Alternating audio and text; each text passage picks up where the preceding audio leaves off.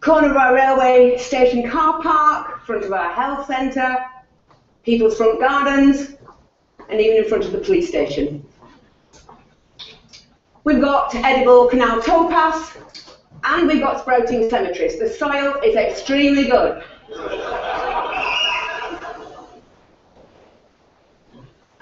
We've even invented a new form of tourism. It's called vegetable tourism. And believe it or not, people come from all over the world to poke around in our raised beds, even when there's not much growing. But it starts a conversation. And you know, we're not doing it because we're bored. We're doing it because we want to start a revolution. We try to answer this simple question: can you find a unifying language that cuts across age and income and culture that will help people themselves find a new way of living? See spaces around them differently, think about the resource they use differently, interact differently. Can we find that language? And then can we replicate those actions? And the answer would appear to be yes, and the language would appear to be food. So 3.5 years ago, a few of us sat around a kitchen table and we just invented the whole thing.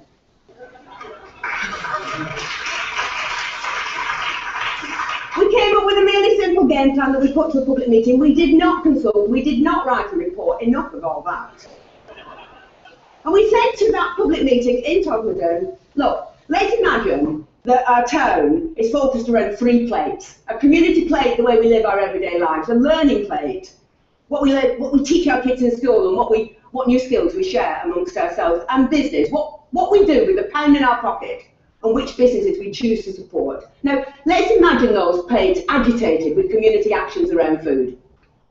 If we start one of those community plates spinning, that's really great. That really starts to empower people. But if we can then spin that community plate with a learning plate, and then spin it with a business plate, we've got a real show there. We've got some action theatre. We're starting to build resilience ourselves.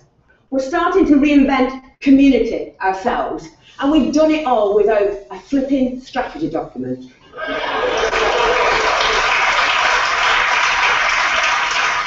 And here's the thing as well. We've not asked anybody's permission to do this, we're just doing it. And we are certainly not waiting for that cheque to drop through the letterbox before we start. And most importantly of all, we are not daunted by the sophisticated arguments that say these small actions are meaningless in the face of tomorrow's problems, because I have seen the power of small actions and it is awesome. So, back to the public meeting. We put that proposition to the meeting, 2 seconds, and then the room exploded. I have never, ever experienced anything like that in my life. And it's been the same in every single room, in every town that we've ever told our story. People are ready and respond to the story of food. They want positive actions they can engage in, and in their bones, they know it's time to take personal responsibility and invest in more kindness to each other and to the environment. And since we had that meeting 3.5 years ago, it's been a heck of a roller coaster. We started with a seed swap, really simple stuff, and then we took an area of land, a strip on the side of our main road, which was a dog toilet basically, and we turned it into a really lovely herb garden. We took the corner of the car park in the station that you saw, and we made vegetable beds for everybody to share and pick from themselves. We went to the doctors. We've just had a £6 million health centre built in Todmorden, and for some reason that I can't comprehend, it has been surrounded by prickly plants. So we went to the doctors, said, would you mind us taking them up? They said, absolutely fine, provided you get planning permission and you do it in Latin and you do it in triplicate. So we did. And now there are fruit trees and bushes and herbs and vegetables around that doctor's surgery. And there's been lots of other examples, like the corn that was in front of the police station and the old people's home that we've planted up with food that they can pick and grow. But it isn't just about growing, because we all are part of this jigsaw. It's about taking those artistic people in your community and doing some fabulous designs in those raised beds to explain to people what's growing there. Because there's so many people that don't really recognise the vegetable unless it's in a bit of plastic with a bit of an instruction packet on the top. So we have some people who design these things. If it looks like this, please don't pick it, but if it looks like this, help yourself. This is about sharing and investing in kindness. And for those people that don't want to do either of those things, maybe they can cook. So we pick them seasonally, and then we go on the street, or in the pub, or in the church, or wherever people are living their lives. This is about us going to the people and saying, we are all part of the local food jigsaw, we are all part of the solution. And then because we know we've got vegetable tourists and we love them to bits and they're absolutely fantastic, we thought, what can we do to give them an even better experience? So we invented, without asking of course, the incredible edible green route. And this is a route of exhibition gardens and edible towpaths and bee-friendly sites and the story of pollinators. And it's a route that we designed that takes people through the whole of our town, past our cafes and our small shops, through our market, not just to and from the supermarket. And we're hoping that in changing people's footfall around our town, we're also changing their behaviour. And then there's the second plague, the learning plague. Well, we're in partnership with the high school. We've created a company. We are designing and building an aquaponics unit in some land that was spare at the back of the high school, like you do. And now we're going to be growing fish and vegetables in an orchard with bees. And the kids are helping us build that. And the kids are on the board. And because the community was really keen on working with the high school is now teaching agriculture.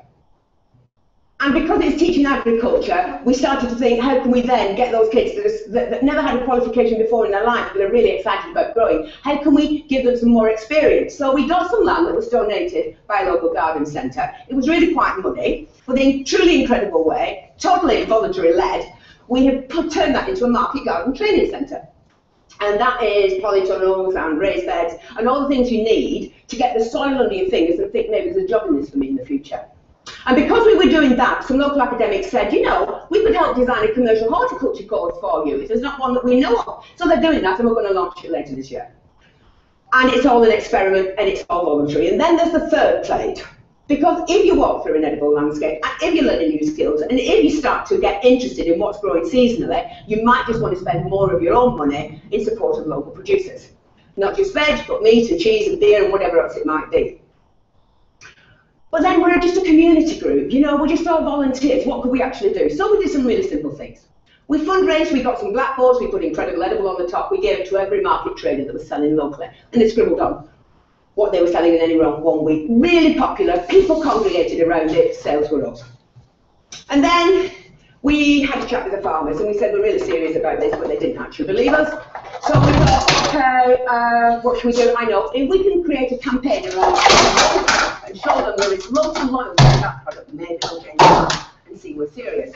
So we launched a campaign, because it just amused me, called Every Egg Matters. And what we did was we put people on our egg map. It's a stylised map of Tottenham.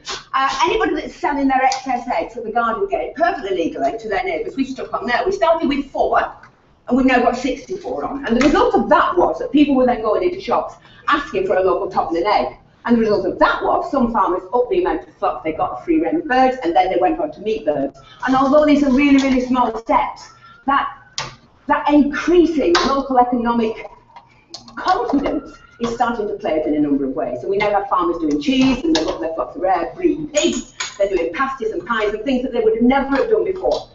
We've got increasing market stalls selling local food, and in a survey that local students did for us, 49% of all food traders in that town said that their bottom line had increased because of what we were actually doing. And we're just volunteers, and it's only an experiment. Now, none of this is rocket science. It certainly is not clever, and it's not original. But it is joined up, and it is inclusive. This is not a movement for those people who are going to sort themselves out anyway. This is a movement for everyone. We have a motto: if you eat, you're in.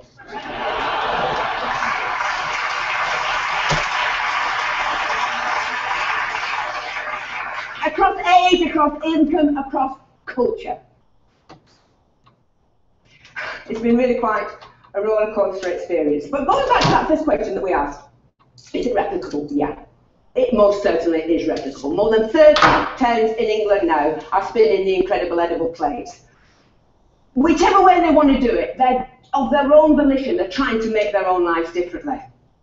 And worldwide, we've got communities across America, and it's incredible, isn't it? I mean, America and Japan and New Zealand. People, after the earthquake in New Zealand, visited us in order to incorporate some of this public spiritedness around local growing into the heart of Christchurch. And none of this takes more money, and none of this demands a bureaucracy. But it does demand that you think things differently and you are prepared to bend budgets and work programmes in order to create that supportive framework that communities can bounce off. And there's some great ideas already in our patch.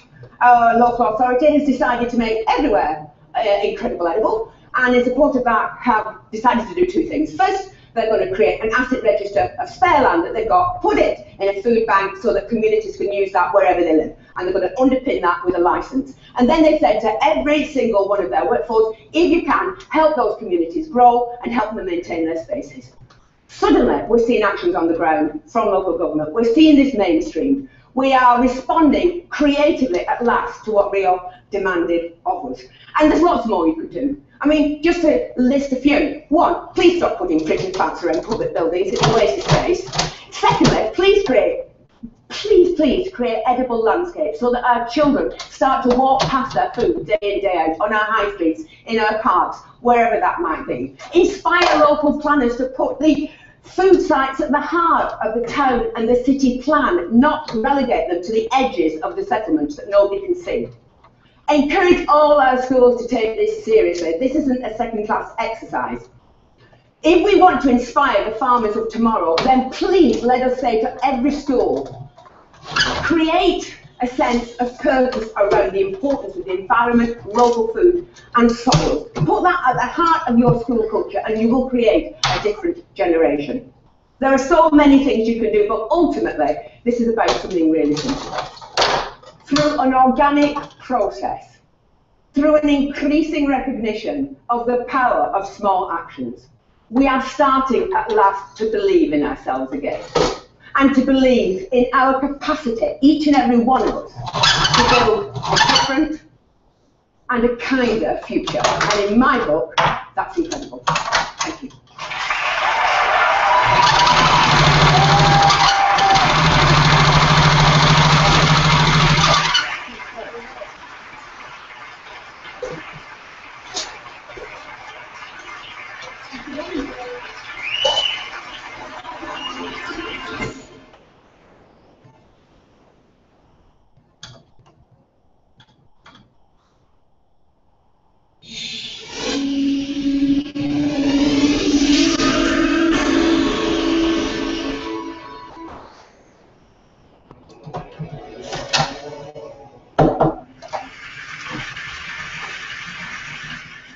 Sadly, in the next 18 minutes when I do our chat, 4 Americans that are alive will be dead through the food that they eat.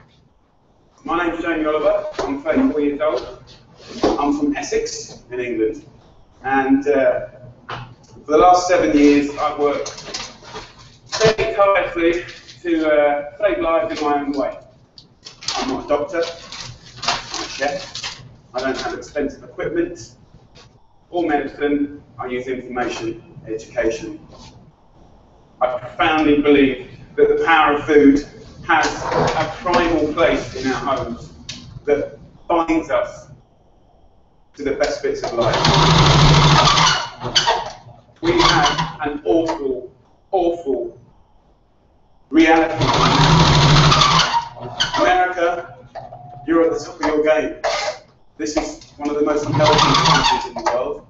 Can I please just see a raise of hands for how many of you have children in this room today? Please put your hands up.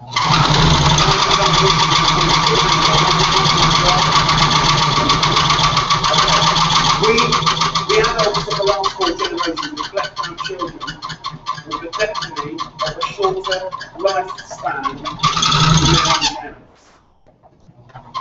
Your child will live a life 10 years younger than you because of the landscape of food that we've built around them.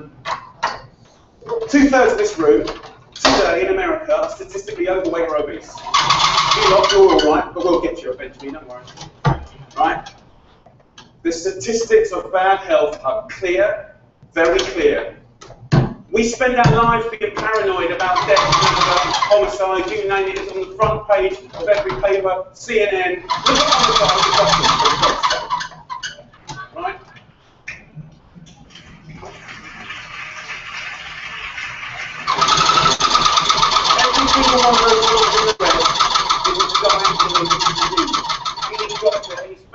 tell you that. It's fact. Diet-related disease is the biggest killer in the United States right now, here today. Global problem.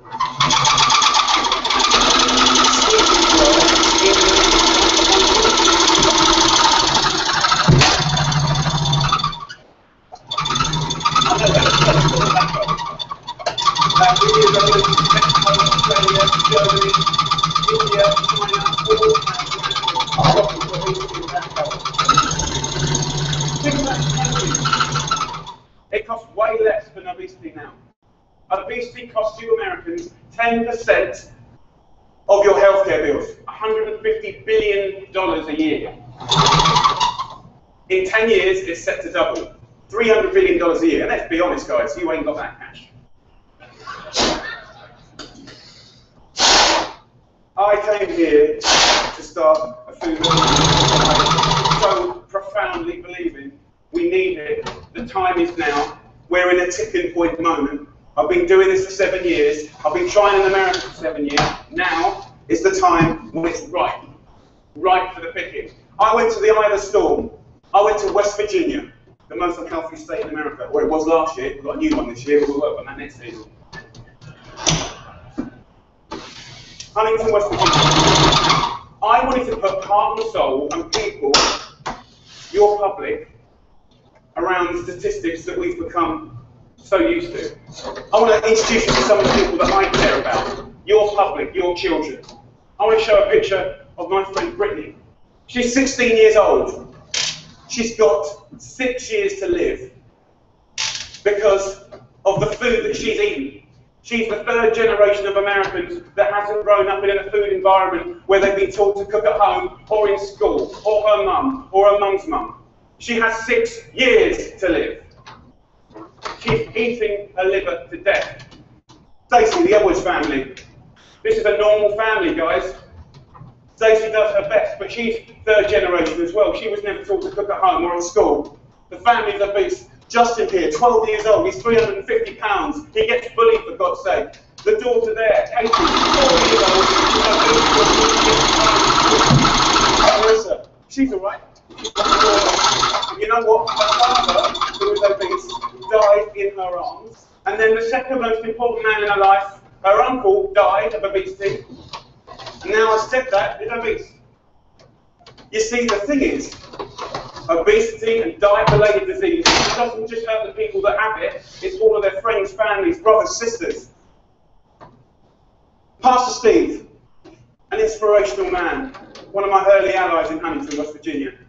He's at the sharp knife edge of this problem.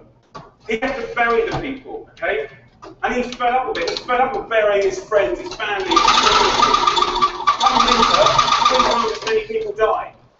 He's sick of it. This is preventable disease, waste of life. By the way, this is what they get buried. We're not geared up. I ain't getting at the door. I ain't getting there. Conflict. Okay, I see it as a triangle. Okay, this is our landscape of food. I need you to understand this. We've probably heard all this before, but let's just go back over it. Over the last 30 years, what's happened to bring the heart out of this collective friends? Well, modern day life. Let's start with the mainstream. Fast food has taken over the whole country, you know that. And the big brands are some of the most important powerful powers in this country. Supermarkets as well. Big companies. You know, 30 years ago, most of the food was largely local and largely fresh. Now, it's largely processed and full of all sorts of additives, extra ingredients, and you know the rest of the story.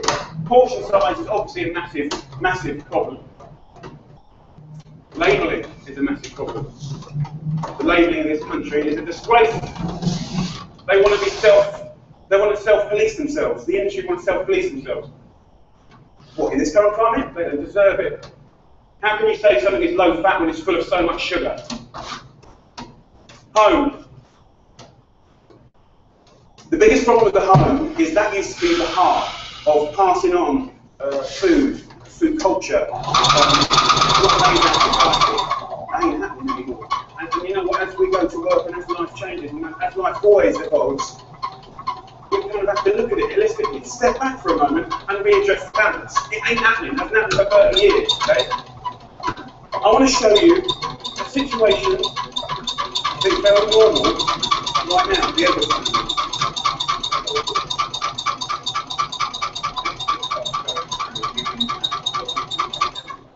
And I need you to know that this is going to kill your children early. How are you feeling? Just feeling really sad and depressed right now. But, you know, I want my kids to lead the life and that's what they're going to give them there. But I'm giving them. Yes, you are.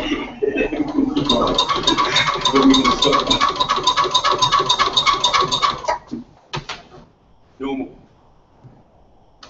Let's get on to school. Something that I'm fairly much a specialist in. Okay, school.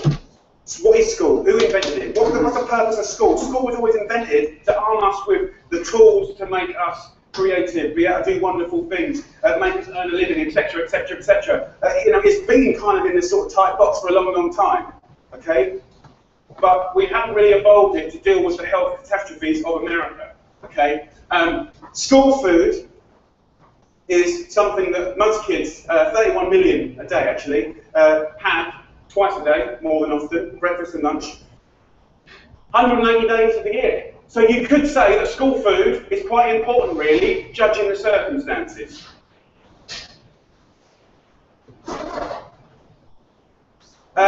Before I crack into my rant, which I'm sure you're waiting for, I need to say one thing that's so important in hopefully the knowledge that happens and unfolds in the next 3 months. The lunch ladies, the lunch cooks of America, I offer myself as their ambassador. I'm not slacking them off. They're doing the best they can do. They're doing their best. But they're doing what they're told. What they're being told to do is wrong. The system is highly run by accountants. There's not enough or any food knowledgeable people in the business. There's a problem. If you're not a food expert and you've got tight budgets and it's getting tighter, then you can't be creative. You can't duck and dive and write different things around things. If you're an accountant and a box ticker, the only thing you can do in these circumstances is buy cheaper shit.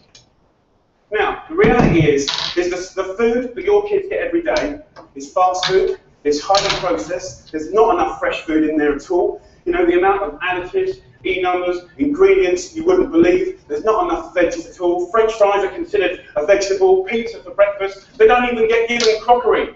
Knives and forks, no, they're too dangerous. There's scissors in the classroom, but knives and forks, no. And the way I look at it is if you don't have knives and forks in your school, you're purely endorsing, from a state level, fast food, because it's handheld. And yes, by the way, it is fast food. It's sloppy joes, it's burgers, it's wieners, it's pizzas, it's all of that stuff. 10% of what we spend on healthcare, as I said earlier, is on obesity, and it's going to double. We're not teaching our kids. There's no statutory right to teach kids about food, elementary or secondary school, okay? We don't teach kids about food, right? And this is a little clip from an elementary school, which is very common. Right. Who knows what this is? Potatoes. Potato? So you think these are potatoes? Do you know what that is? Do you know what that is? What about this? A good old friend. Do you know what this is, honey? No. What do you think it is, honey? Onion, no. Immediately you get a really clear sense of do the kids know anything about where food comes from. Do you know what this is, honey? This is a little clip from an elementary school, which is very common. Right. Who knows what this is? Potatoes. Potato? So you think these are potatoes? Do you know what that is? From an elementary school, which is very common. Right. Who knows what this is? Potatoes. Potato? So you think these are potatoes? Do you know what that is? Do you know what that is? What about this? A good old friend. Do you know what this is, honey? Strawberry. No. What do you think it is, honey? Onion, no. Immediately you get a really clear sense of do the kids know anything about where food comes from. Who knows what that is? Pear. What do you think this is? I don't know. If the kids don't know what stuff is, then they will never eat it. Normal. England and America. England and America. Guess what fixed that? Guess what fixed that? 2 one-hour sessions. We've got to start teaching our kids about food in schools, period.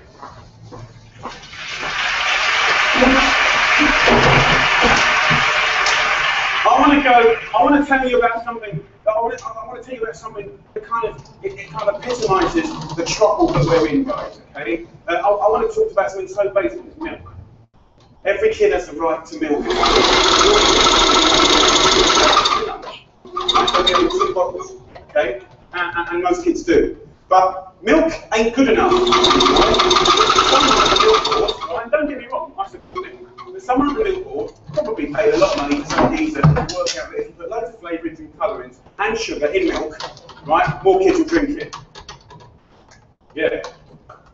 And obviously, you know, now that's going to catch on. The apple board is going to work out that if they make toffee apples, they'll eat more apples. You know what I mean? For me, there ain't no need to flavour the milk. Okay, there's sugar in everything. I know the ins and outs of those ingredients. It's in everything. Even the milk hasn't escaped the kind of modern day problems. There's our milk, there's our carton. In that is nearly as much sugar as one of your favourite cans of fizzy pop, and they're having 2 a day. So, let me just show you. We've got one kid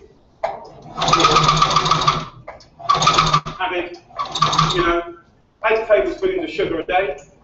You know, there's your week, there's your month, and I took the liberty of putting in just the 5 years of elementary school sugar, just from milk. Now, I don't know about you guys, but judging the circumstances, right, any judge in the whole world would look at the statistics and the evidence, and they would find any government of old guilty of child abuse. That's my belief.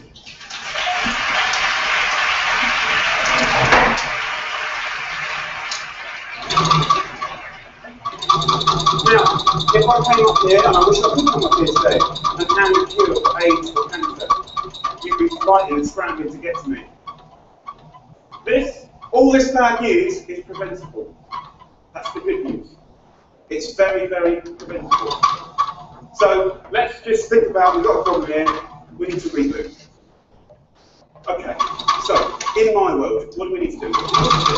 Right? It cannot just come from one source. To reboot and make real, tangible change, so that I can look you in the eye and say in 10 years' time, the history of your children's lives, happiness, and let's not forget, you're clever if you eat well, you know you're going to live longer, all of that stuff, it will look different, okay? So, supermarkets, where else do you shop so religiously? Week in, week out. How much money do you spend in your life in a supermarket? Love them, they just tell us what we want, alright.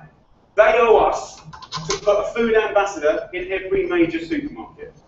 They need to help us shop, they need to show us how to cook quick, tasty, seasonal meals for people that are busy. This is not expensive, it is done in some, and it needs to be done across the board in America soon and quick.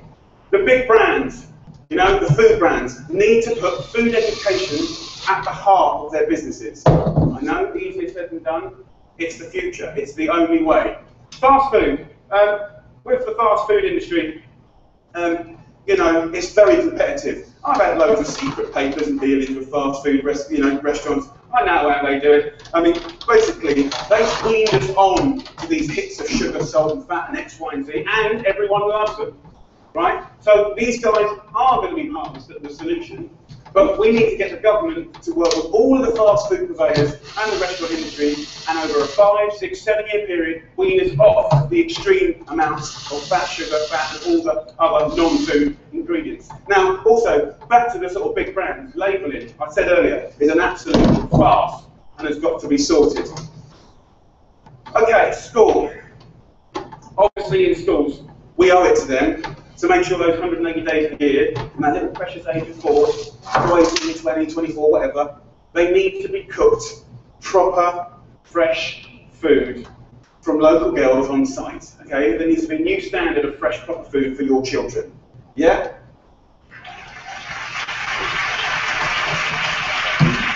Under the circumstances, it's profoundly important that every single American child leaves school knowing how to cook 10 recipes that will save their life. Life skills.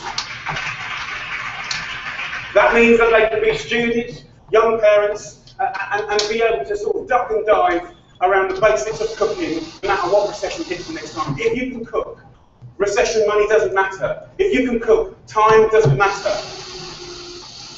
The workplace, we haven't really talked about it. You know, it's now time for corporate responsibility to really look at what they feed or make available to their staff. Staff are the mums and dads of America's children. Marissa, rather died in her hand. I think she'd be quite happy if corporate America could start feeding their staff properly. Definitely they shouldn't be let down. Let's go back to the home. Now, look, if we do all this stuff, and we can, it's so achievable. You can care and be commercial, absolutely. But the home needs to start passing on cooking again, for sure. For sure. Pass it on into philosophy. And for me, it's quite romantic, but it's about if one person teaches 3 people how to cook something, you know, and they teach 3 of their mates, that only has to repeat itself 25 times, and that's the whole population of America. Romantic, yes, but most importantly, it's trying to get people to realise that every one of your individual efforts makes a difference. We've got to put back what's been lost. Huntington Kitchen. Huntington, where I made this programme, you know, we've got this prime time programme that hopefully will inspire people to really get on this change. I truly believe that change will happen. Huntington Kitchen, I work with the community. I worked in the schools. I found local sustainable funding to get every single school in the area from the junk onto the fresh food. £6.5 grand per school. That's all it takes, £6.5 grand per school. The kitchen is 25 grand a month, okay? This can do 5,000 people a year, which is 10% of their population, and it's people, you know, it's local kitchen, local people. It's free cooking lessons, guys. Free cooking lessons in the mainstream. This is real tangible change. Real tangible change. Around America, if we just look back now, there's plenty of wonderful things going on. There's plenty of beautiful things going on. There are angels around America doing great things in schools, farm to school setups, garden setups, education. There are amazing things they all want to roll out what they're doing to the next school and the next. But there's no cash. We need to recognise the experts and the angels quickly, identify them, and allow them to easily find the resource to keep rolling out what they're already doing and doing well. Businesses of America need to support Mrs. Obama to do the things that she wants to do.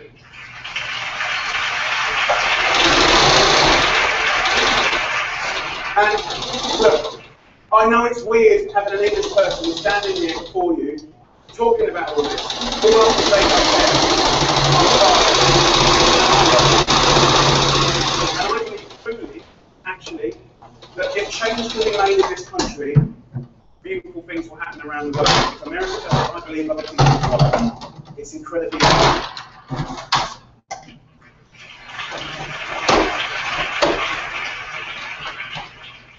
When I was in Huntington, trying to get a few things to work when they weren't, I thought, if I had a magic wand,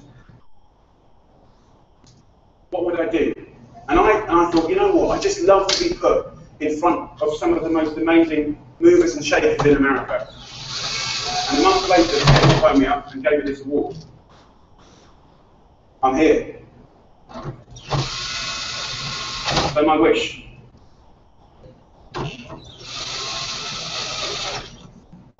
Dyslexic, so I'm a bit slow.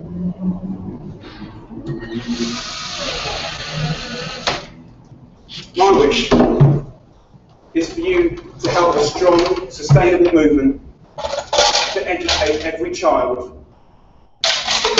about food, to inspire families to cook again, and to empower people everywhere to fight obesity.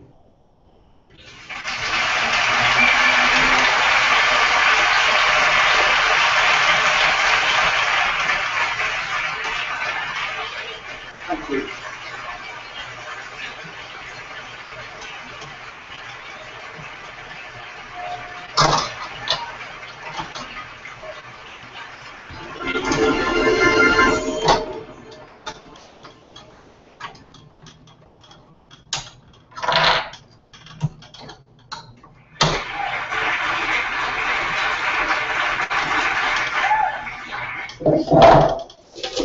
Roger Dwarin, and I have a subversive plot. It is so subversive, in fact, that it has the potential to radically alter the balance of power, not only in our own country, but in the entire world. Now, I realize I'm sounding a little bit like Dr. Evil now. I understand that. But trust me, we have very, very little in common. His plots are all about destruction and secrecy, whereas my plots are about creation and openness. In fact, my plot can only work if I share it with as many people as possible. So I'm going to share it with you now, but you have to promise me you're going to share it in turn. So here it is. That's not so good, is it? There's nothing particularly radical or revolutionary about a patch of grass. What starts to get interesting is when we turn it into this. Now, I would like to suggest to you all that gardening is a subversive activity. Think about this. Food is a form of energy. It's what our body runs on, but it's also a form of power. And when we encourage people to grow some of their own food, we're encouraging them to take power into their hands. Power over their diet, power over their health, and some power over their pocketbooks. So I think that's quite subversive because we're also necessarily talking about taking that power away from someone else, from other actors in society that currently have power over food and health. You can think about who those actors might be. I also look at gardening as a sort of healthy gateway drug, you might say, to other forms of food freedom. It's not long after you plant a garden that you start to say, hey, I need to start to learn how to cook. You know, I might want to look into food preservation, or I might want to look into where my local farmer's market is located in my town. Now, the other thing, of course, with planting a garden, especially a garden in front of a White House and on a sunny south lawn, is you never know who you might influence. Now, I'm not exactly sure what my White House garden's influence was on the First Ladies, but I can tell you this. She's had an enormous influence on me since planting hers. Now, it hasn't been in the area of fashion. I understand that she's just in a completely different league there, and I'm not even trying to compete. But she's really inspired me to think much more boldly about the role that I want to have in the movement. And so this is what I'm aspiring to here. You know, pretty modest, right? I like this picture. I think it's sort of line connections whatsoever. I like my facial expression there because if I've got a worried look on my face, it's not simply because I've got 20 pounds of squash over my head, but it's because I've got some. I'm going to share some of those with you right now. A very short video I've produced for you, which is my sum of the history of gastronomy in about 15 seconds.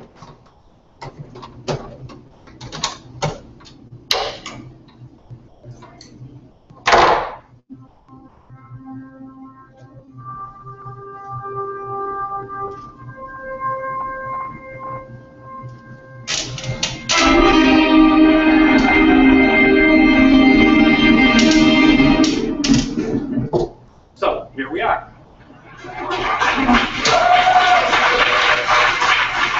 Now, that's a funny little clip, but it'd be even funnier if it weren't so tragic and if it weren't so true. But the reality is that we are in the midst of an obesity epidemic, and it's not simply limited to our country. It's spreading around the world right now. And in a sort of parallel universe, we're also seeing that hunger is on the rise, that it's over 900 million people right now are affected by it. That's 3 times the population of the United States. But at the same time, world food prices are rising. And world population is rising and is set to reach 10 billion people by the end of the century. Now, another thing about the population is we know that it's increasing, but a lot of us don't realize that it's also changing. There's a fundamental shift taking place. As of 2007, we went from being a primarily rural planet to being a primarily urban one. And that has implications for how we're going to feed those people. How are we going to get the food to the people in the cities? Now, I imagine that there are some Stephen King fans in the audience here. and I'm one of them. But I can tell you, I haven't read anything scarier than this here. And that's the statistic, that in order to keep up with the growing population, we're going to need to grow more food over the course of the next 50 years than we have grown over the course of the past 10,000 years combined. Now, what makes this even more challenging is that we're going to need to grow all this food with less. And when I say less, I mean a number of things. Less oil, for example.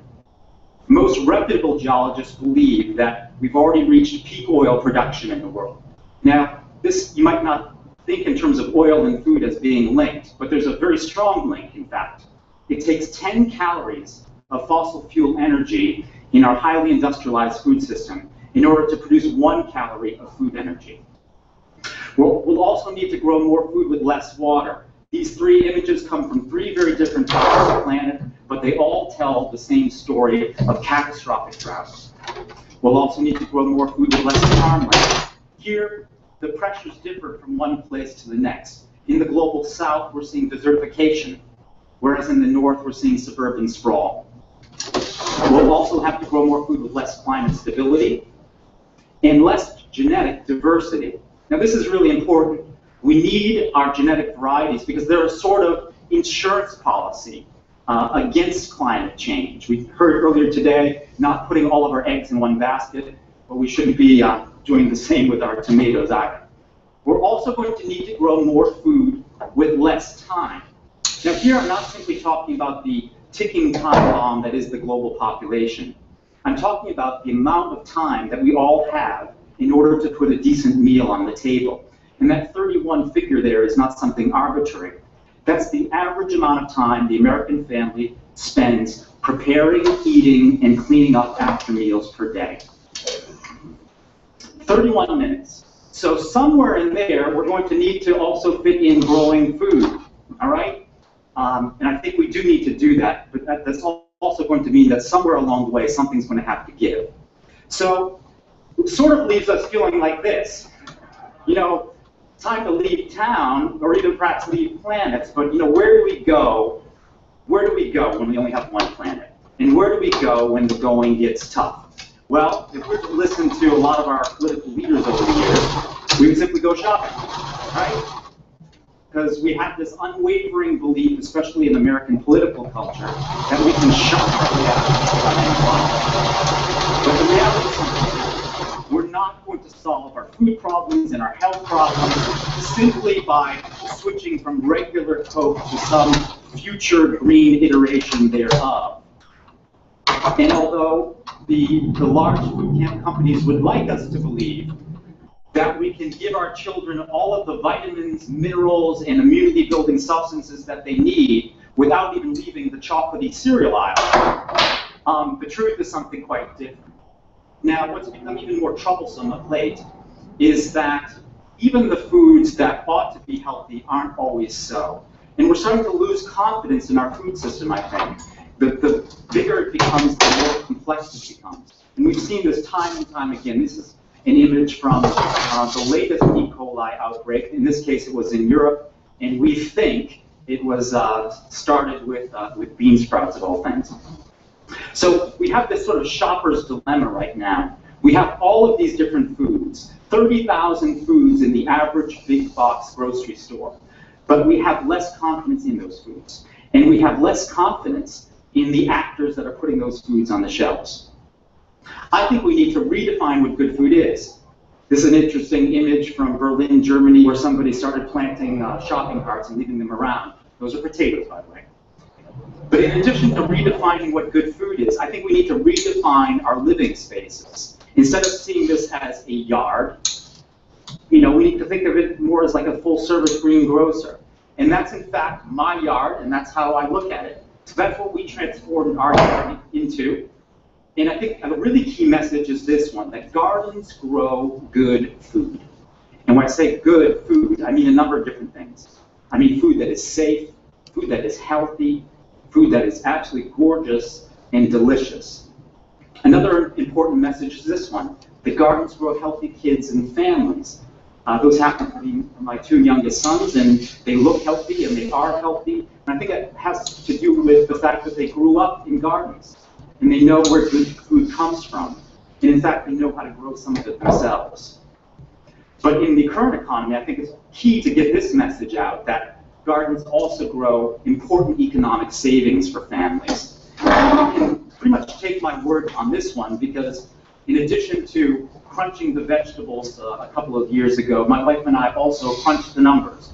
And we found out that at the end, we had saved well over $2,000 by growing our own food. So you could be asking this question now. If gardens grow all of these great things, how do we grow more gardens? Well, that's in fact the question that my organization, Kitchen Gardens International, is both asking and answering. And our answer is essentially this one, that we're going to need to leverage the resources and power that we have, the gardens and the gardeners that we have, in order to grow and inspire even more. And as I said before, you never know who you might inspire. Now, if this campaign was successful, I think it wasn't simply because we had a visionary First Lady taking up residence at the White House. That certainly was a major part of it. And it wasn't simply because we had some celebrity chefs and authors who were saying this would be a good idea to do. I think it was ultimately made possible by the fact that there were a lot of people who wanted it to happen. There was a movement that made it happen. And my organization tried to sort of channel some of that energy of the movement and direct it towards the White House. And we had a lot of luck in terms of getting our message out there to the media.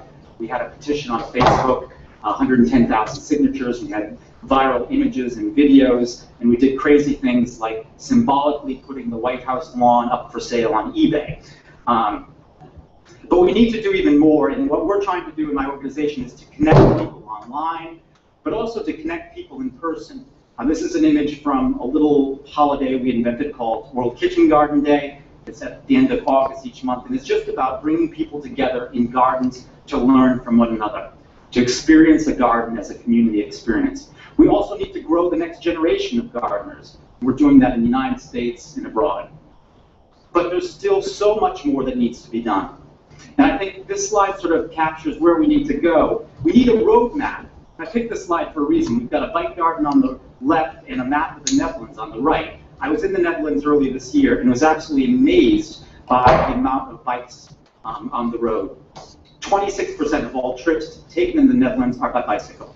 And it's gotten me thinking, how do we get that happening in terms of food and gardens? How would we get 26% of all produce coming from backyard gardens? That might sound like a lot, because we're probably at about 2% at the most right now. But if you take into consideration that at the peak of the Victory Garden movement last century, 40% of all produce was coming from gardens. We can get there again. And I think this is a really good start. The White House garden is certainly very inspirational. That's actually sort of a snapshot of what the garden looked like when it was planted earlier this spring. Lots of diversity, lots of healthy crops. However, this is not a good representation of our federal agriculture policy. If we were to take the model here, sort of the diagram of that particular garden, and sort of transpose it onto our federal agriculture policy, we'd get this. Billions and billions of dollars going to support just a handful of commodity crops, with just that tiny little bit at the top for fruits and vegetables. This is scandalous. This is scandalous. We need to do something about this. I think one place that we could go to start is we could look at the tax code. We're already using the tax code to encourage green transport and green shelter. Why not green food? We're in the midst now of talking about another stimulus package. Why not a garden stimulus package? Why not?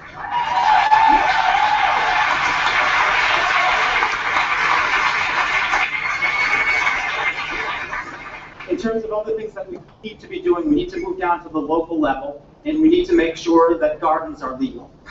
This is an illegal garden, at least it was. It's from Michigan earlier this year. It was planted by a woman, a mother of 4, and she nearly faced a 93-day jail sentence because she planted it in her front yard. Okay? We still have laws from the 20th century. We need to bring our codes up to the realities that we are facing now. And we need to figure out also new ways of getting people into gardens, people who don't have yards. I think we also need to set garden entrepreneurism free. And I'm happy to say, as mayor, that we are leading the way in this area. Earlier this year, a number of Maine towns passed local food sovereignty laws that allow town residents to not only grow food where they want to grow it, but to also sell it the way they want to sell it, and to the people they want to sell it to. I think that that's an incentive. There are a lot of gardeners out there that would be interested in scaling up their production if they could, if they had a financial incentive. I also think that we need to examine the composition of the movement right now. And if the movement were a 1960s beach flick, it would be Where the Boys Aren't. So I'm going to take you to task, guys. It's not right and it's not fair that the burden of this responsibility, feeding our country and the world, should be with the women, okay? And I'm going to challenge the women to come up with really clever, creative ways of getting guys into the gardens, too. Perhaps wearing a bathing suit. But beyond that, I think we need to re-examine the infrastructure that we have in place for gardens. I think we need to create new infrastructure. And this is one of the things that my organization is working on right now. Sort of a local communications infrastructure, very place-based, that allow people in the same area to connect with one another and to help each other out. I think we're lacking this at the moment, but we can do it. The technology is certainly there. In addition to that, I think we need another type of infrastructure. It would be good if we could all get together. I think if anything, if we've learned anything through the TED experience, is that there is power when we bring people together. And I think we need to bring people together at the local level as well. And I think we can take some inspiration from a previous movement, which was the Grange movement, which was a rural movement which brought farmers together in a single building to meet and to recreate and to learn how to become better farmers. I think we need a network of suburban Granges now. I think one of the last things that we need is we need to not lose the fun of food. Food is at its best when it's delicious and shared as part of a community. And I think that gardens can get some of that community vibe back. So I'm going to leave with one last video, and I'm going to revisit the short video that I showed you before, but I'm going to suggest an alternative ending. And I think this ending is well within our reach, but it's really going to require that we all pull together. So here's the new history of gastronomy.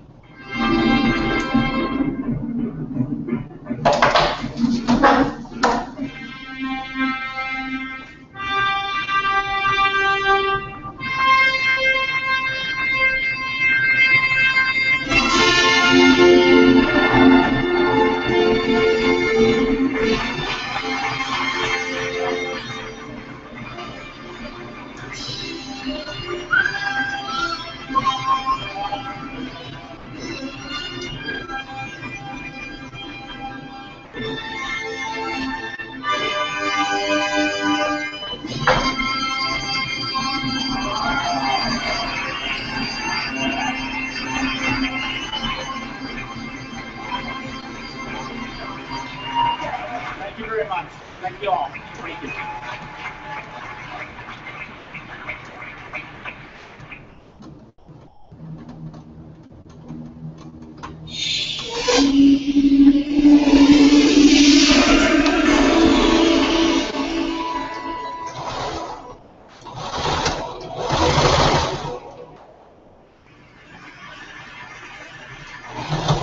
I live in South Central.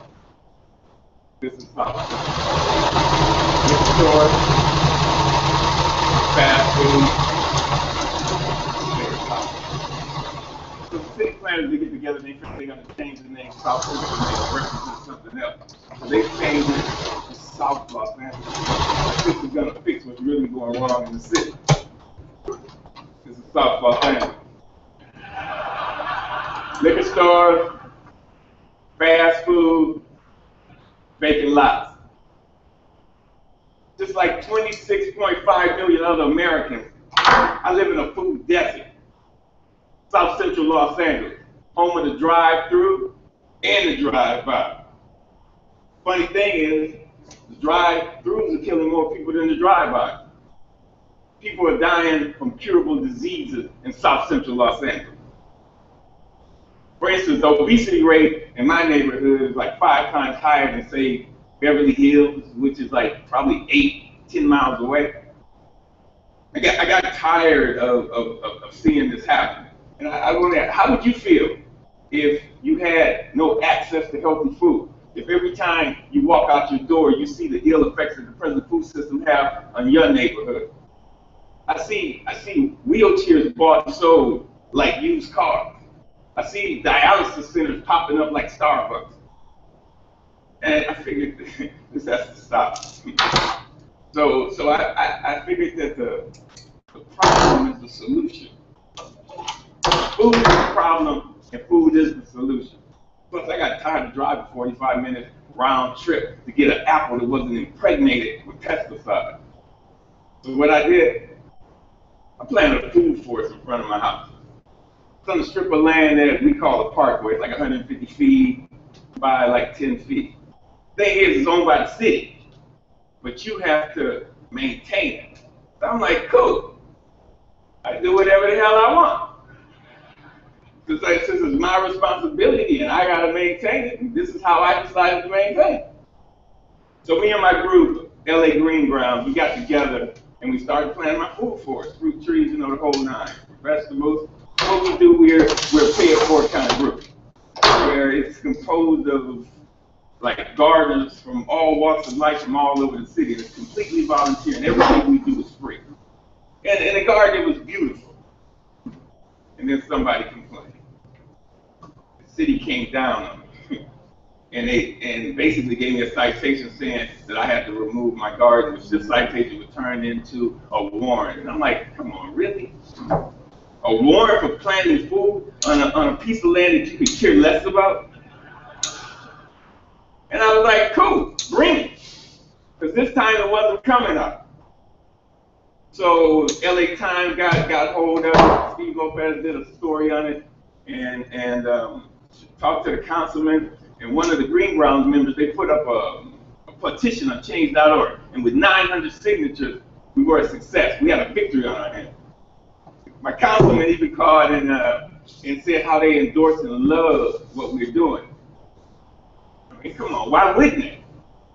LA leads the United States in vacant lots that the city actually owns. They own 26 square miles of vacant lots. That's 20 Central Parks.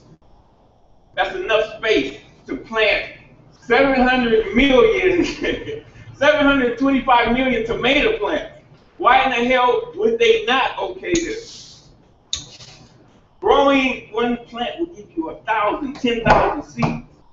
When $1 worth of green beans will give you like $75 worth of produce. This is my gospel. I'm telling people, grow your own food. Growing your own food is like printing your own money.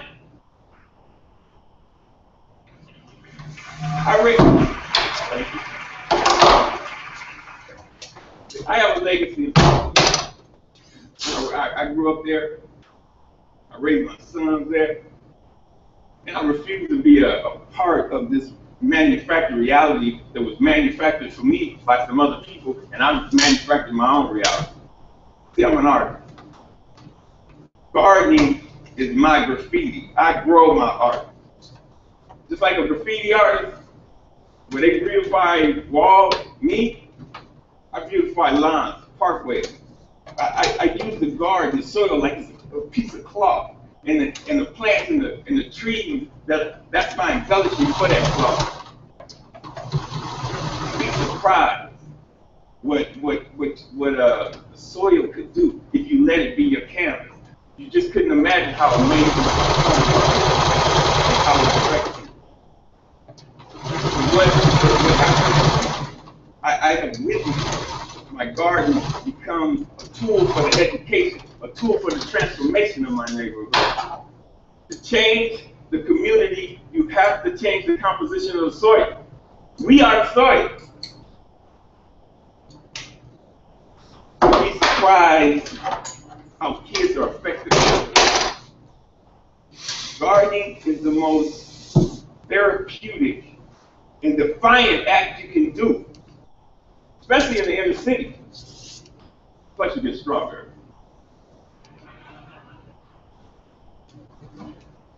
I remember this time, it was his mother and his daughter came. They were it was like 10:30 at night. They were in my yard, and I came out and they looked so ashamed. And I'm like, man, it made me feel bad that they were there. And I told them, you don't have to do this.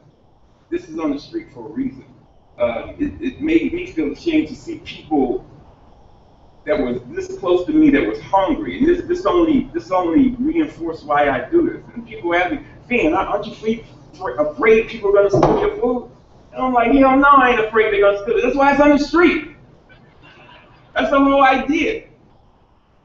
I want them to take it, but in the same time, I want them to take back their health.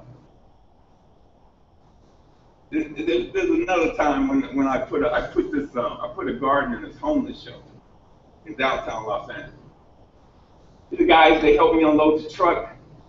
It was cool, and they just shared the stories about how this affected them and how they used to plant with their mother and their grandmother, and it was just cool to see how this changed.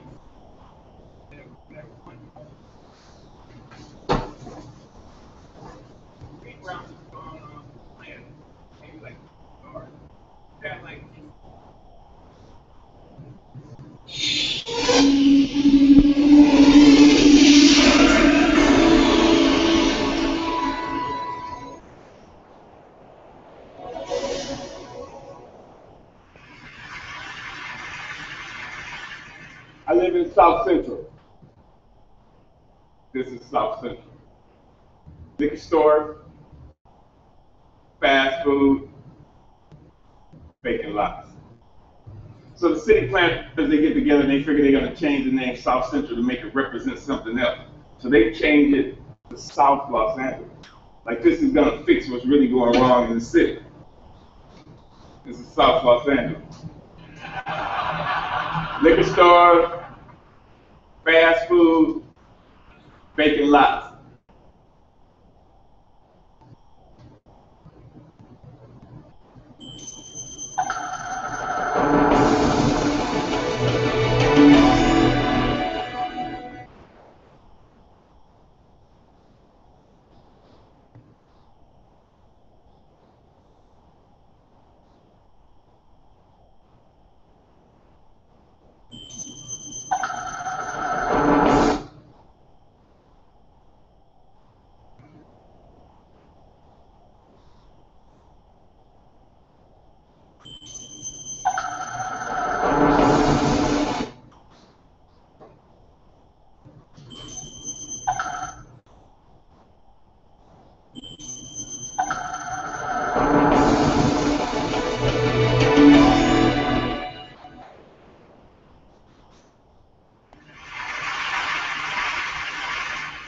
Good afternoon.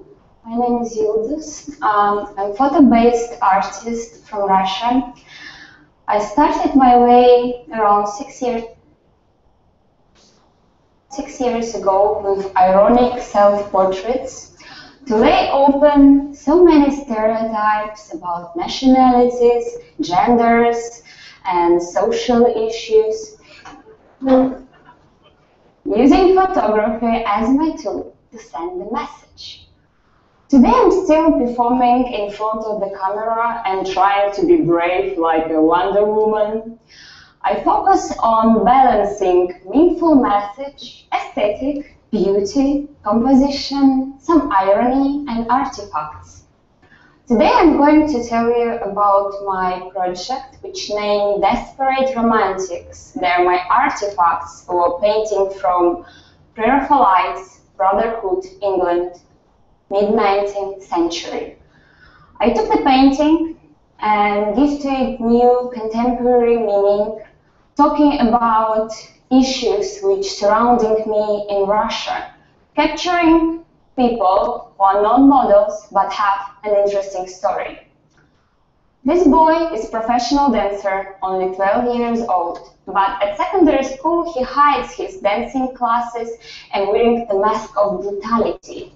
trying to be united with the rest of his classmates, like a stormtrooper has no personality. But this boy has goals and dreams, but hides it to be socially accepted. Because being different isn't easy, especially in Russia. Next portrait interpretation is metaphor dreams, but hides it to be. And boy is professional that me in Russia.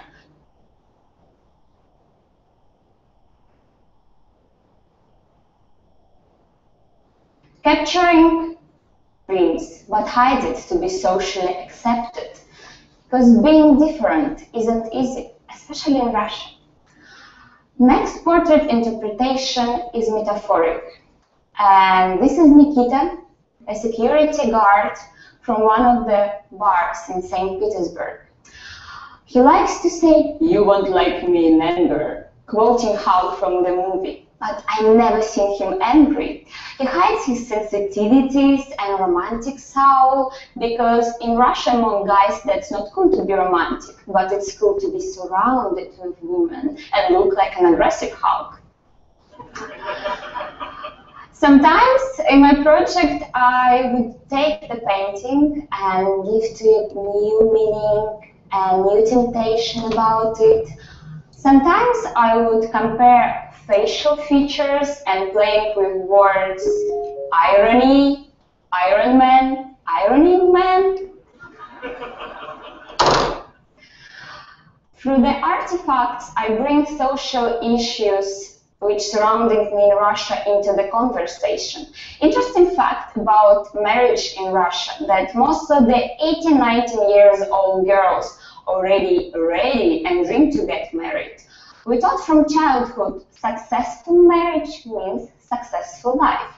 So most of the girls kind of fight to get a good husband. And what about me? I'm 27 years old. For Russian society, I'm an old maid and hopeless to ever get married. That's why you see me in Mexican fighter mess, in wedding dress, all desperate in my garden. But remember, irony is the key, and this is actually to motivate girls to fight for goals, for dreams, and change stereotypes. Be brave, be ironic, it helps, be funny, and create some magic.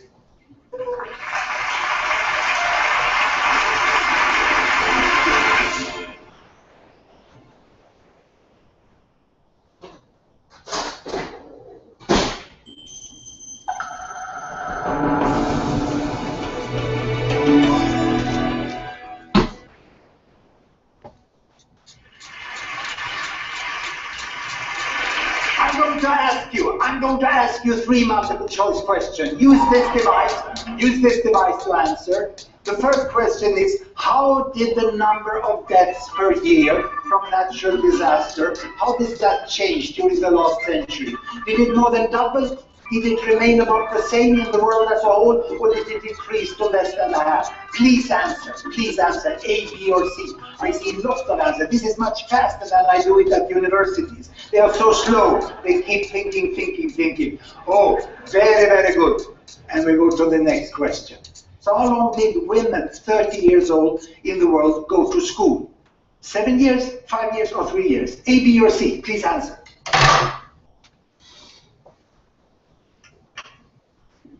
And we go to the next question.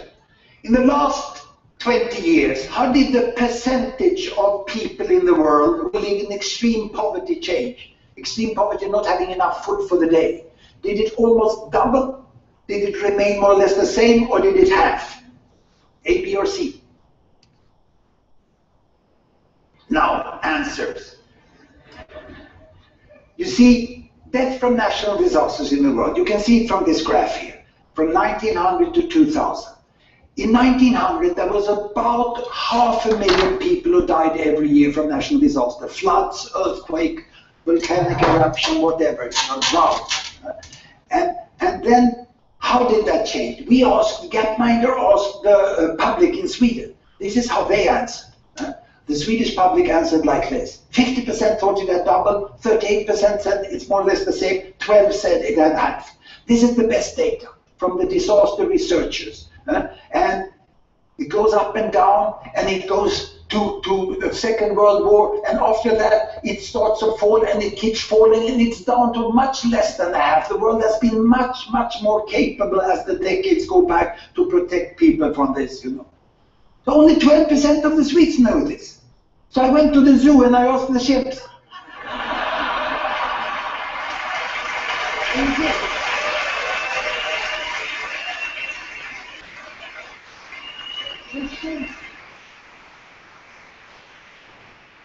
The chimps doesn't watch the evening news. So the chimps, you know, they just choose by random. So the Swedes answer worse than random. Now, how did you do? That's you. You were beaten by the chimps. But it was close. You were 3 times better than the Swedes, you know, but that's not enough. You shouldn't compare yourself to Swedes, you know. You must have higher ambitions in the world. Let's look at the next answer here. Women in school. Here you can see men went 8 years. How long did women go to school? Well, we asked the Swedes like this. And that gives you a hint, doesn't it? The right answer is probably the one where fewest Swedes pick, isn't it? Let's see, here we go. Yes, women have almost catched up. This is the US public. This is the US public, and this is you. Here you come. Ooh. Well, congratulations, you're twice as good as the Swedes, but you don't believe. So how come? I think it's like this, that everyone is aware of that there are countries and there are areas where girls have great difficulties. They are stopped when they go to school, you know, and it's disgusting.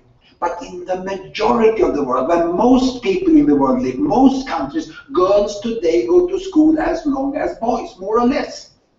That doesn't mean that gender equity is achieved, not at all.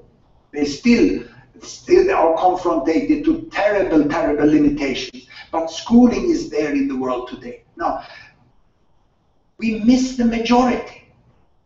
When you answer according to the worst places, and there you are right, but you miss the majority. What about poverty? Well, it's very clear that poverty here was almost halved. And in US, when we asked the public, only 5% got it right. And you? You almost made it to the chimp.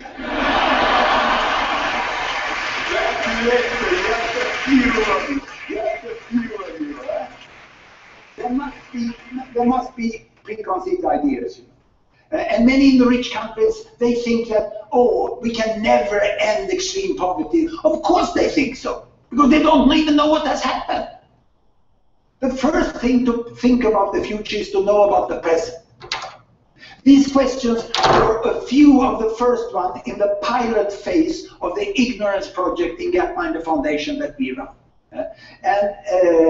It was started, this project, last year by my boss and also my son, Ola Rosli, his co-founder and director. And he wanted, Ola told me, we have to be more systematic when we fight devastating ignorance. So already the pilots revealed this, that so many in the public score worse than random. So we have to think about preconceived ideas. And one of the main preconceived ideas is about world income distribution. Look here, this is how it was 1975. It's the number of people on each income. From $1 a day. See, there was one hump here around $1 a day. And then there was one hump here somewhere between $10 and $100. The world was 2 groups. It was a camel world, like a camel with 2 humps. The poor one and the rich one. And there were fewer in between. But look how this has changed. As I go forward, what has changed, the world population has grown, you know, and the humps start to merge. The lower hump merge with the upper hump. And the camel dies and we have a dromedary world with 1 hump only. The percent in poverty has decreased. Still, it's appalling that so many remain in extreme poverty. We still have this group, almost 1 billion over there, but that can be ended now. The challenge we have now, you know, is to get away from that, understand where the majority is, and that is very clearly shown in this question. We asked, what is the percentage of the world's 1-year-old children who have got those basic vaccines against measles and other things that we've had for many years? 20, 50, or 80%. Now, this is what the US public and the Swedish answer. And you see, look at the Swedish result, you know what the right answer is. Who the heck is Professor of Global Health in that country? Well, it's me. It's me. You see?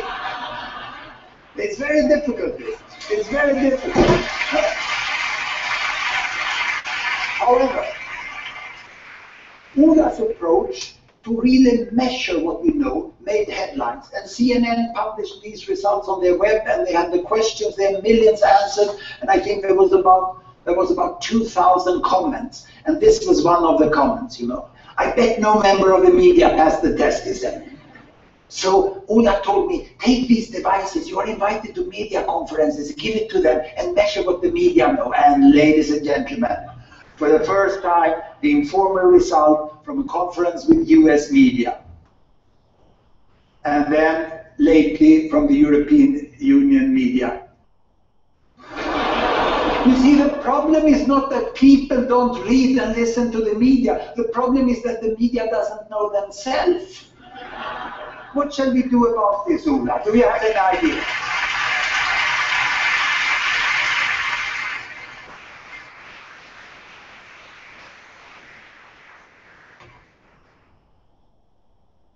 Yes, I have an idea, but first, I'm so sorry that you were beaten by the chimps.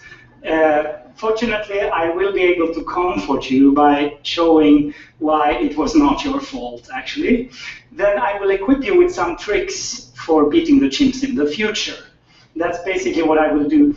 But first, let's look at why are we so ignorant. And it all starts in this place. It's Hudiksvall. It's a city in northern Sweden. It's a neighborhood where I grew up. And it's a neighborhood with a large problem. Actually, it has exactly the same problem which existed in all the neighborhoods where you grew up as well. It was not representative, okay? It gave me a very biased view of how life is on this planet. So this is the first piece of the ignorance puzzle. We have a personal bias. We have all different experiences from communities and people we meet. And on top of this, we start school and we have the next problem. Well, I like schools, but teachers tend to teach outdated worldview because they learned something when they went to school and now they describe this work to the students without any bad intentions. And those books, of course, that are printed are outdated in a world that changes. And there is really no practice to keep the teaching material up to date. So that's what we're focusing on. So we have this outdated facts added on top of our personal bias. What happens next is news, okay? An excellent journalist knows how to pick the story that will make headlines and people will read it because it's sensational. It's unusual events are more interesting, don't? And they are exaggerated, and especially things we're afraid of would get, I mean, a shark attack on a Swedish person would get headlines for weeks in Sweden, you know? Okay, so these three skewed sources of information was really hard to get away from, wasn't it? You know, they kind of bombardize us and equip our mind with a lot of strange ideas, and on top of it we put the very thing that makes us humans, our human intuition, okay? It was good in evolution. It helped us generalize and jump to conclusions very, very fast. It helped us exaggerate what we're afraid of. And we see causality where there is none. And we then get an illusion of confidence where we believe that we are the best car drivers above the average. Everybody answered that question. Yeah, I drive cars better. Okay, this was good evolutionary, but now when it comes to the worldview, it is the exact reason why it's upside down. The trends that are increasing are instead falling and the other way around. And in this case, the chimps use our intuition against us, and it becomes our weakness instead of our strength. It was supposed to be our strength, wasn't it? So how do we solve such problem? First, we need to measure it, and then we need to cure it. So by measuring it, we can understand what is the pattern of ignorance? We started the pilot last year, and now we're pretty sure that we will encounter a lot of ignorance across the whole world.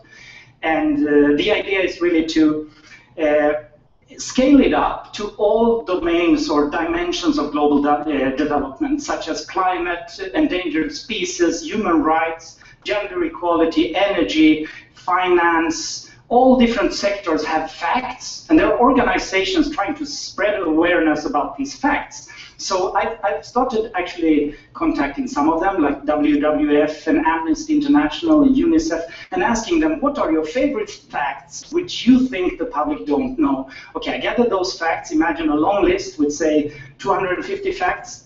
And then we poll the public and see where they score worst. Okay, so we get a shorter list with the terrible results, like some few examples, Hans, and we had no problems finding these kind of terrible results.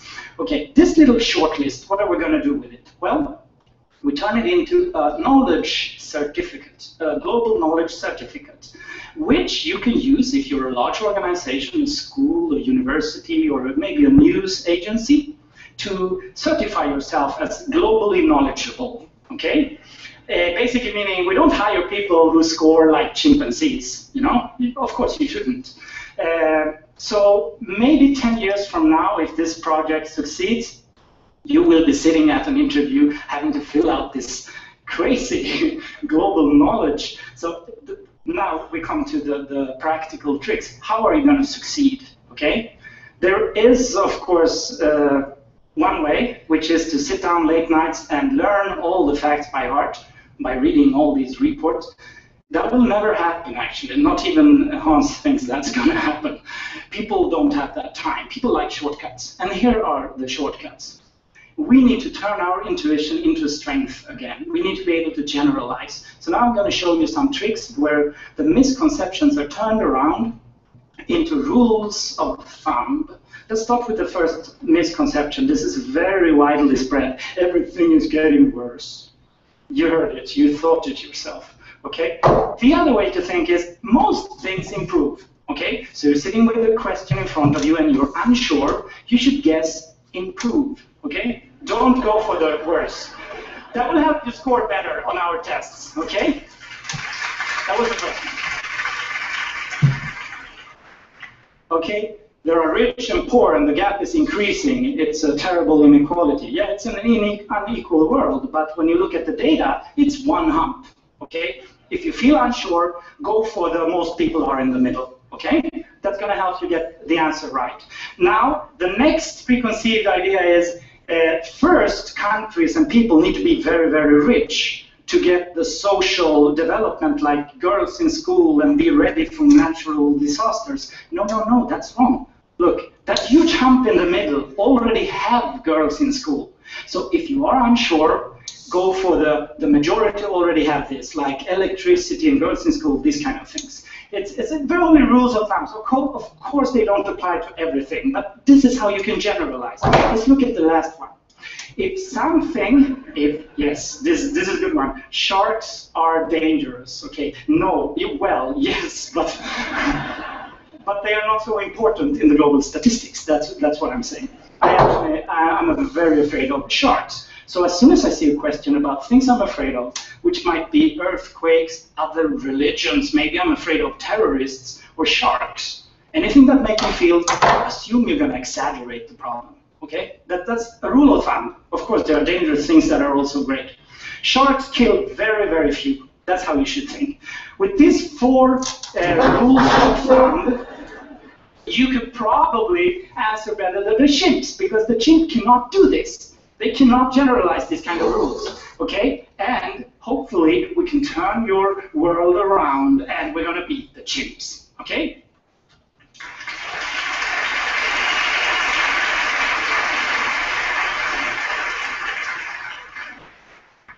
That's a systematic approach. Now the question, is this important?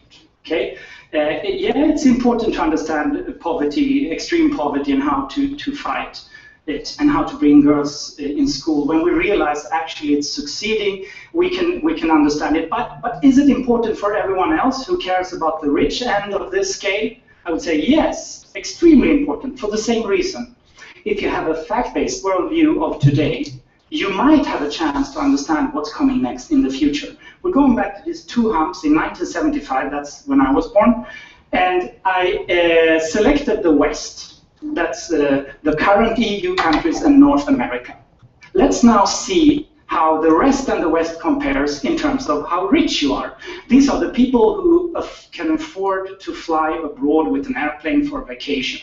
In 1975, only 30% of them lived outside EU and North America. But this has changed, okay? So first let's look at the change up till today, 2014. Today it's 50-50. The Western domination is over as of today. That's nice. So what's going to happen next? Do you see the big hump? Did you see how it moved? I did a little experiment. I went to the IMF, International Monetary Fund website. They have a forecast for the next 5 years of GDP per capita. So I can use that to go 5 years into the future, assuming the income inequality of each country is the same. I did that, but I went even further. I used those 5 years for the next 20 years with the same speed, just as an experiment, what might actually happen. Let's move into the future. In 2020, it's 57% in the rest.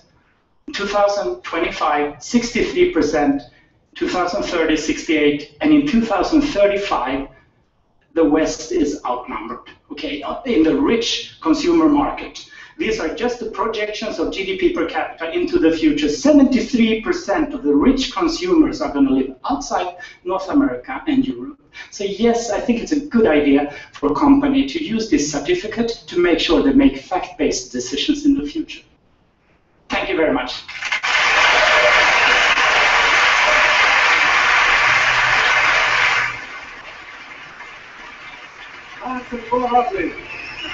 Thank you.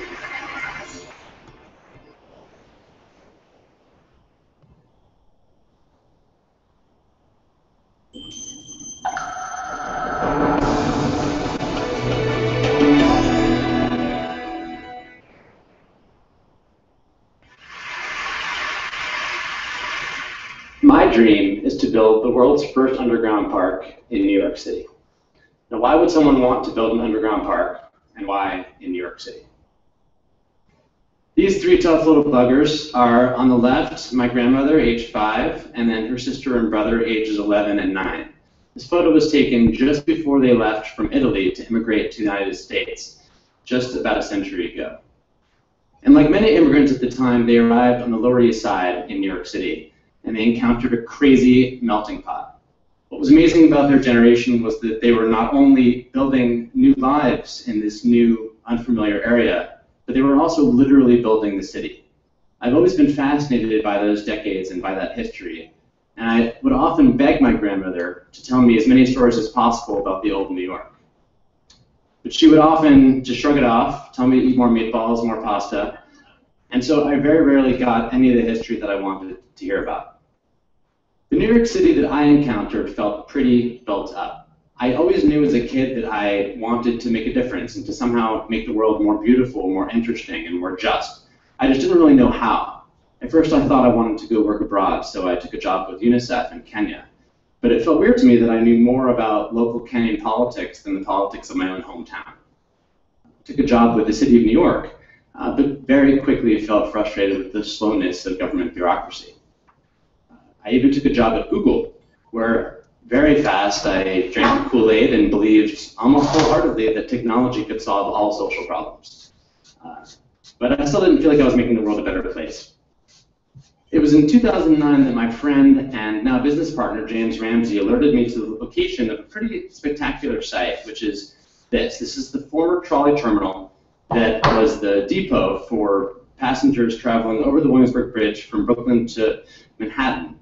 And it was opened between 1908 and 1948, just around the time when my grandparents were living right in the area. And we learned also that this site was entirely abandoned in 1948. Fascinated by this discovery, we begged the authorities to draw us into the space. And we finally got a tour, and this is what we saw. Now, this photo doesn't really do it justice. It's kind of hard to imagine the unbelievably magical feeling that you have when you get in this space.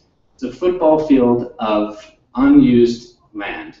immediately below a very crowded area of the city. And it almost feels like you're Indiana Jones on an architectural dig, and all of the details are all still there. It's really pretty remarkable. Now, the site itself is located at the very heart of the Lower East Side, and today it still remains one of the most crowded neighborhoods in the city. New York City has 2/3 the green space per resident as other big cities, and this neighborhood has 1/10 the green space. So we immediately started thinking about how we could take this site and turn it into something that could be used for the public, but also could potentially even be green. Our plan, in a nutshell, is to draw natural sunlight underground, using a simple system that harvests sunlight above the street, directs it below the city sidewalks, and would allow plants and trees to grow with the light that's directed underneath. With this approach, you could take a site that looks like this today and transform it into something that looks like this. In 2011, we first released some of these images, and what was funny was a lot of people said to us, oh, it kind of looks like the High Line Underground. So what our nickname ended up becoming and what ended up sticking was the Low Line. So the Low Line was born. What was also clear was that people really wanted to know a lot more about how the technology would look and feel, and that there was really much more interest in this than we had ever thought possible. So, like a crazy person, I decided to quit my job and focus entirely on this project. Here is us with our team putting together a technology demonstration in a warehouse. Here's the underbelly of this solar canopy, which we built to show the technology. You can see the 6 solar collectors at the center there. And here's the full exhibit, all put together in this warehouse. You can see the solar canopy overhead, the light streaming in, and this entirely live green space below. So in the course of just a few weeks, tens of thousands of people came to see our exhibit. And since that time, we've grown our numbers of supporters both locally and among design enthusiasts all over the world.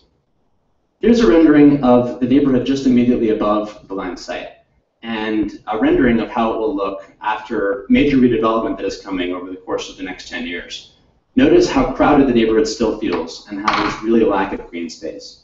So what we're proposing is really something that will add one football field of green space underneath this neighborhood, but more importantly, will introduce a really community-driven focus in a rapidly gentrifying area. Right now, we're focusing very closely on how we engage with the city of New York on really transforming the overall ecosystem in an integrated way. Here's our rendering of how we would actually invite people into the space itself.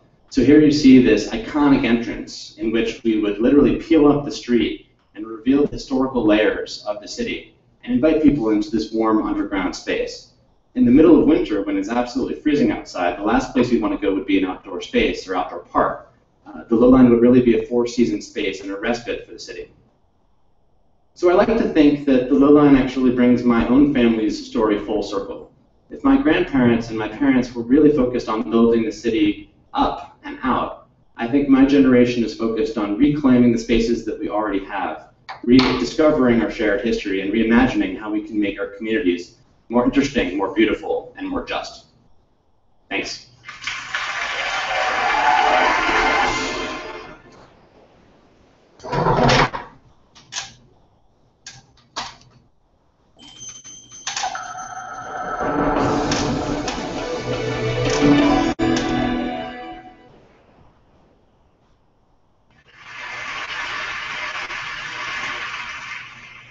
On November 5th, 1990, a man named Nasser walked into a hotel in Manhattan and assassinated Rabbi Meir Kahane, the leader of the Jewish Defense League.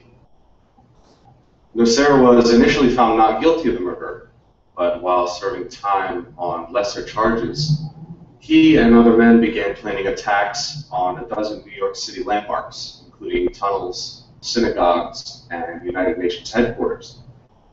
Thankfully, those plans were foiled by an FBI informant. Sadly, the 1993 bombing of the World Trade Center was not. Nasser would eventually be convicted for his involvement in the plot. Al-Sayed Nasser is my father. I was born in Pittsburgh, Pennsylvania in 1983 to him, an Egyptian engineer, and a loving American mother and grade school teacher, who together tried their best to create a happy childhood for me. It wasn't until I was 7 years old that our family dynamics started to change. My father exposed me to a side of Islam that few people, including the majority of Muslims, get to see. It's been my experience that when people take the time to interact with one another, it doesn't take long to realize that for the most part, we all want the same things out of life. However, in every religion, in every population, you'll find a small percentage of people who hold so fervently to their beliefs that they feel they must use any means necessary to make others live as they do. A few months prior to his arrest, he sat me down and explained that for the past few weekends, he and some friends have been going to a shooting range on Long Island for target practice. He told me I'd be going with him the next morning. We arrived at the Calverton shooting range, which, unbeknownst to our group, was being watched by the FBI. When it was my turn to shoot, my father helped me hold the rifle to my shoulder and explained how to aim at the target about 30 yards off. That day, the last bullet I shot hit a small orange light that sat on top of the target, and to everyone's surprise, especially mine, the entire target burst into flames.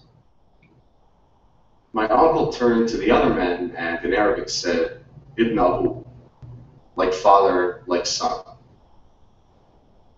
They all seemed to get a really big laugh out of that comment, but it wasn't until a few years later that I fully understood what they thought was so funny. They thought they saw in me the same destruction my father was capable of. Those men would eventually be convicted of placing a van filled with 1,500 pounds of explosives into the sublevel parking lot of the World Trade Center's North Tower, causing an explosion that killed 6 people and injured over 1,000 others.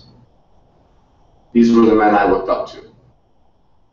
These were the men I called Ammu, which means uncle.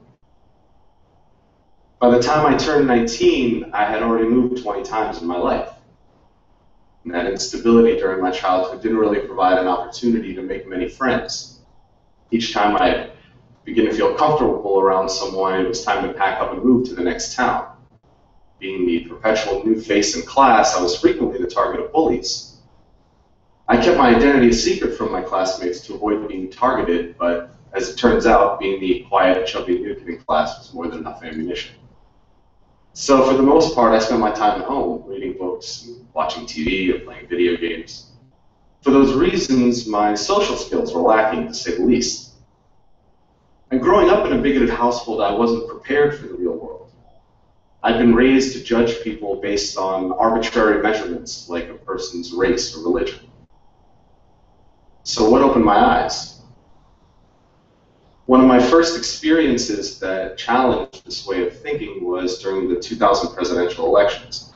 Through a college prep program, I was able to take part in the National Youth Convention in Philadelphia.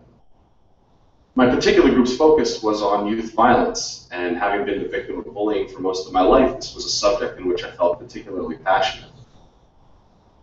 The members of our group came from many different walks of life. One day toward the end of the convention, I found out that one of the kids I had befriended was Jewish. Now, it had taken several days for this detail to come to light, and I realized that there was no natural animosity between the two of us. I had never had a Jewish friend before, and frankly, I felt a sense of pride in having been able to overcome a barrier that for most of my life I had been led to believe was insurmountable. Another major turning point came when I found a summer job at Busch Gardens, an amusement park. There I was exposed to people from all sorts of faiths and cultures, and that experience proved to be fundamental to the development of my character. Most of my life I'd been taught that homosexuality was a sin, and by extension that all gay people were a negative influence. As chance would have it, I had the opportunity to work with some of the gay performers at a show there, and soon found that many were the kindest, least judgmental people I had ever met. Being bullied as a kid created a sense of empathy in me toward the suffering of others, and it comes very unnaturally to me to treat people who are kind in any other way than how I would want to be treated. Because of that feeling, I was able to contrast the stereotypes I'd been taught as a child with real-life experience and interaction. I don't know what it's like to be gay, but I'm well acquainted with being judged for something that's beyond my control. Then there was The Daily Show. On a nightly basis, Jon Stewart forced me to be intellectually honest with myself about my own bigotry, and helped me to realize that a person's race, religion, or sexual orientation had nothing to do with the quality of one's character. He was, in many ways, a father figure to me when I was in desperate need of one. Inspiration can often come from an unexpected place, and the fact that a Jewish comedian had done more to positively influence my worldview than my own extremist father is not lost on me. One day I had a conversation with my mother about how my worldview was starting to change, and she said something to me that I will hold dear to my heart for as long as I live. She looked at me with the weary eyes of someone who'd experienced enough dogmatism to last a lifetime and said, "I'm tired of hating you." In that instant, I realized how much negative energy it takes to hold that hatred inside me. Zach Ibrahim is not my real name.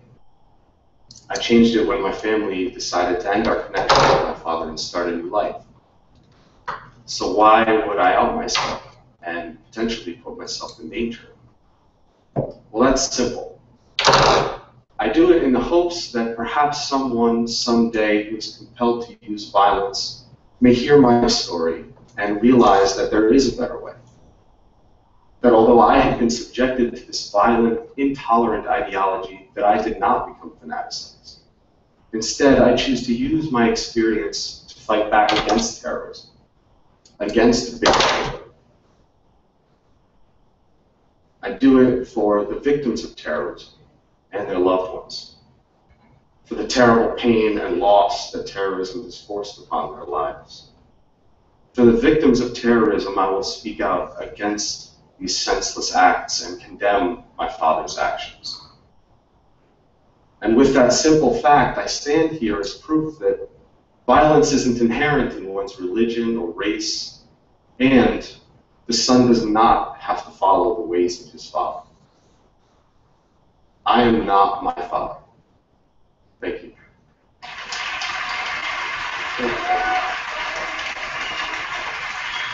Thank you. Thanks a lot.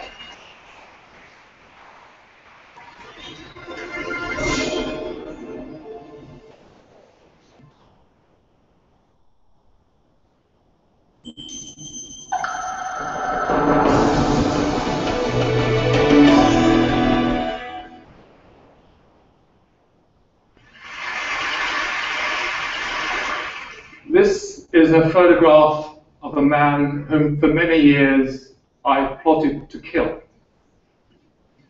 This is my father,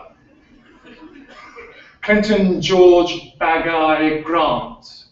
It's called Bageye because he has permanent bags under his eyes. As a 10-year-old, along with my siblings, I dreamt of scraping off the poison from fly killer paper into his coffee, ground down glass and sprinkling it over his breakfast, loosening the carpet on the stairs so he would trip and break his neck. But come the day, he'd always skip that loose step. He'd always bowed out of the house without so much as a swig of coffee or a bite to eat. So for many years, I feared that my father would die before I had a chance to kill him.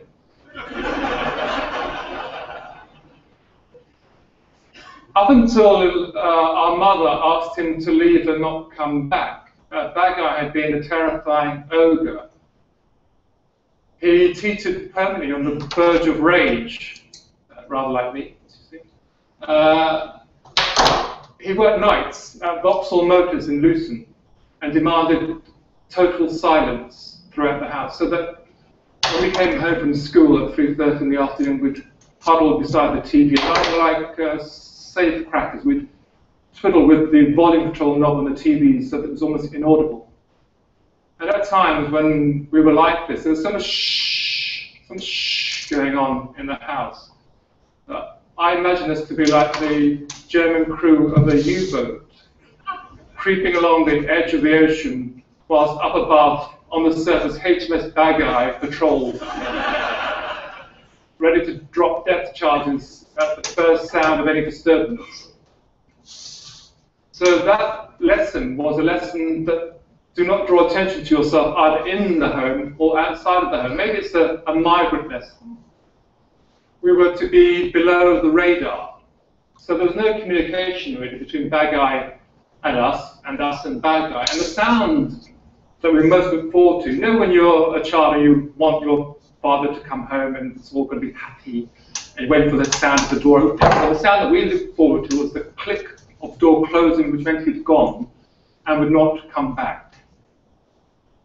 So for 3 decades, I never laid eyes on my father, nor he on me. We never spoke to each other for 3 decades. And then a couple of years ago, I decided to turn the spotlight on him. You're being watched. Actually, you are. You're being watched. That was his mantra to us, his children. Time and time again, he would say this to us. And this is the 1970s. It was Luton, where he worked at Vauxhall Motors. He was a Jamaican. And what he meant was, you as the child of a Jamaican immigrant are being watched to see which way you turn, to see whether you conform to the host nation's stereotype of you, of being feckless, work-shy, destined for a life of crime. You're being watched, so confound their expectations of you. To that end, Bagai and his friends, mostly Jamaican, exhibited a kind of Jamaican bella figura. Turn your best side to the world, show your best face to the world. If you had seen some of the images of the Caribbean people arriving in the 40s and 50s, you might have noticed that a lot of the men wear trilbies. Now, there was no tradition of wearing trilbies in Jamaica. They invented that tradition for their arrival here. They wanted to project themselves in a way that they wanted to be perceived. So that the way they looked and the names that they gave themselves defined them. So Bagai is bald and has baggy eyes. Tidy Boots is very fussy about his footwear. Anxious is always anxious. Clock has one arm longer than the other. And my all-time favorite was the guy they called Summerwear. When Summerwear came to this country from Jamaica in the early 60s, he insisted on wearing light summer suits no matter the weather. And in the course of researching their lives, I asked my mum, whatever became of Summerwear? And she said, he caught a cold and died. But men like Summerwear taught us the importance of style. Maybe they exaggerated their style because they thought that they were not considered to be quite civilized. And they transferred that generational attitude or anxiety onto us, the next generation, so much so that when I was growing up, if ever on the television news or radio report came up about a black person committing some crime, a mugging, a murder, a burglary, we winced along with our parents because they were letting the side down. You did not just represent yourself, you represented the group. And it was a terrifying thing to come to terms with in a way that maybe you were going to be perceived in the same light. So that was what was needed to be challenged. Our father and many of his colleagues exhibited a kind of transmission but not receiving. They were built to transmit but not receive. We were to keep quiet. When our father did speak to us, it was from the pulpit of his mind. They clung to certainty in the belief that doubt would undermine them. But when I am working in my house and writing, after a day's writing, I rush downstairs and I'm very excited to talk about Marcus Garvey or Bob Marley, and words are tripping out of my mouth like butterflies, and I'm so excited that my children stop me and they say, Dad, nobody cares. But they do care, actually. They cross over. Somehow they find their way to you. They shape their lives according to the narrative of your life, as I did with my father and my mother, perhaps. And maybe Bagai did with his father. And that was clearer to me in the course of looking at his life and understanding, as they say, the Native Americans say, do not criticize a man until you can walk in his moccasins. But encountering his life, it was okay and very straightforward to portray a Caribbean life in England in the 1970s with bowls of plastic fruit, polystyrene ceiling tiles, settees permanently sheathed in the transparent covers that they were delivered in. But what's more difficult to navigate is the emotional landscape between the generations. And the old adage that with age comes wisdom is not true. With age comes the veneer of respectability and a veneer of uncomfortable truths. But what was true is that my parents, my mother, my father went along with it, did not trust the state to educate me, so listen to how I sound. They determined that they would send me to a private school. But my father worked at Vauxhall Motors. It's quite difficult to fund a private school education and feed his army of children. I remember going on to the school for the entrance exam, and my father said to the priest at the Catholic school, he wanted a better education for the boy, but also my father, never even managed to pass worms, never mind entrance exams. But in order to fund my education, he was going to have to do some dodgy stuff. So my father would fund my education by trading in illicit goods from the back of his car. And that's made it more tricky because my father, that's not his car, by the way. My father aspired to have a car like that, but my father had beaten up Minnie. And he never, being a Jamaican coming to this country, he never had a driving license. He never had an insurance or road tax or MOT. He thought, I know how to drive, why do I need the state's validation? But it became a little tricky when we were stopped by the police, and we were stopped a lot by the police. And I was impressed by the way that my father dealt with the police. He would promote the policeman immediately, so that PC blogs became detective inspector blogs in the course of the conversation and waved us on merrily. So my father was exhibiting what we in Jamaica called playing fools catch wise. But it led also an idea that actually he was being diminished or belittled by the policeman. As a 10-year-old boy, I saw that. But also, there was an ambivalence towards authority. So on the one hand, there was a mocking of authority, but on the other hand, there was a deference towards authority. And these Caribbean people had an overbearing obedience towards authority, which is very striking, very strange in a way, because migrants are very courageous people. They leave their homes. My father and my mother left Jamaica and they traveled 4,000 miles. And yet they were infantilized by travel. They were timid. And somewhere along the line, the natural order was reversed. The children became the parents to the parent.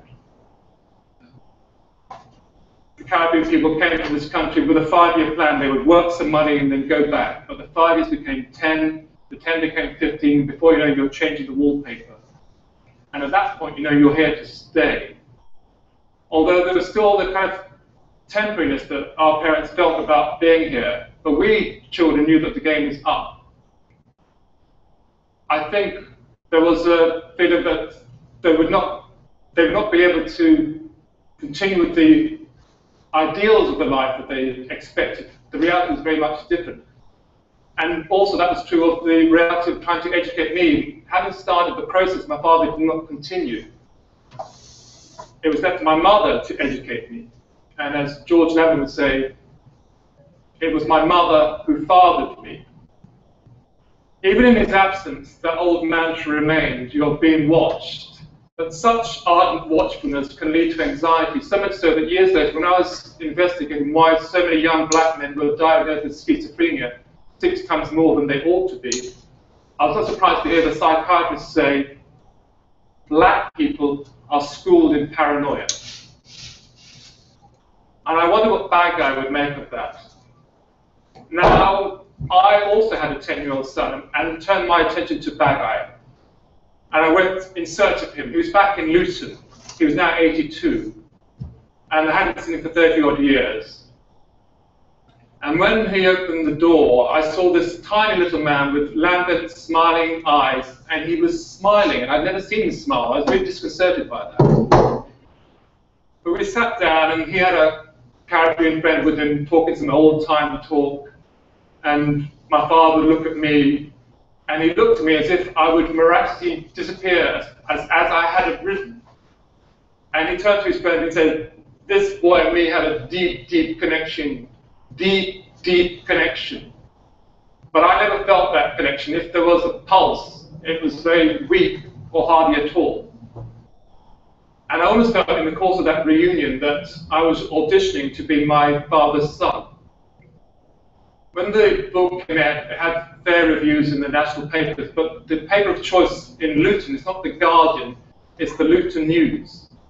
And the Luton News ran the headline about the book that may heal a 32-year-old rift.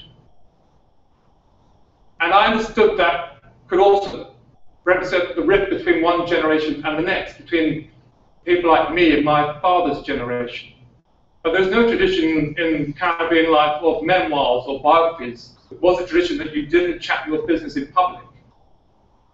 But I welcomed that title, and I thought, actually, yes, there is a possibility this will open up conversations that we never had before. This will close the generation gap, perhaps. This could be an instrument of repair. And I even began to feel that this book may be perceived by my father as an act of filial devotion. Poor deluded fool.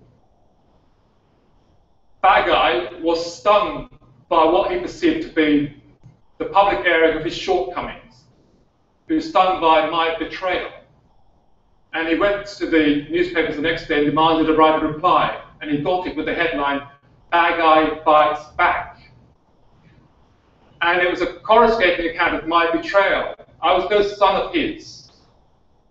He recognized in his mind that his colors had been dragged through the mud, and he couldn't allow that. He had to restore his dignity.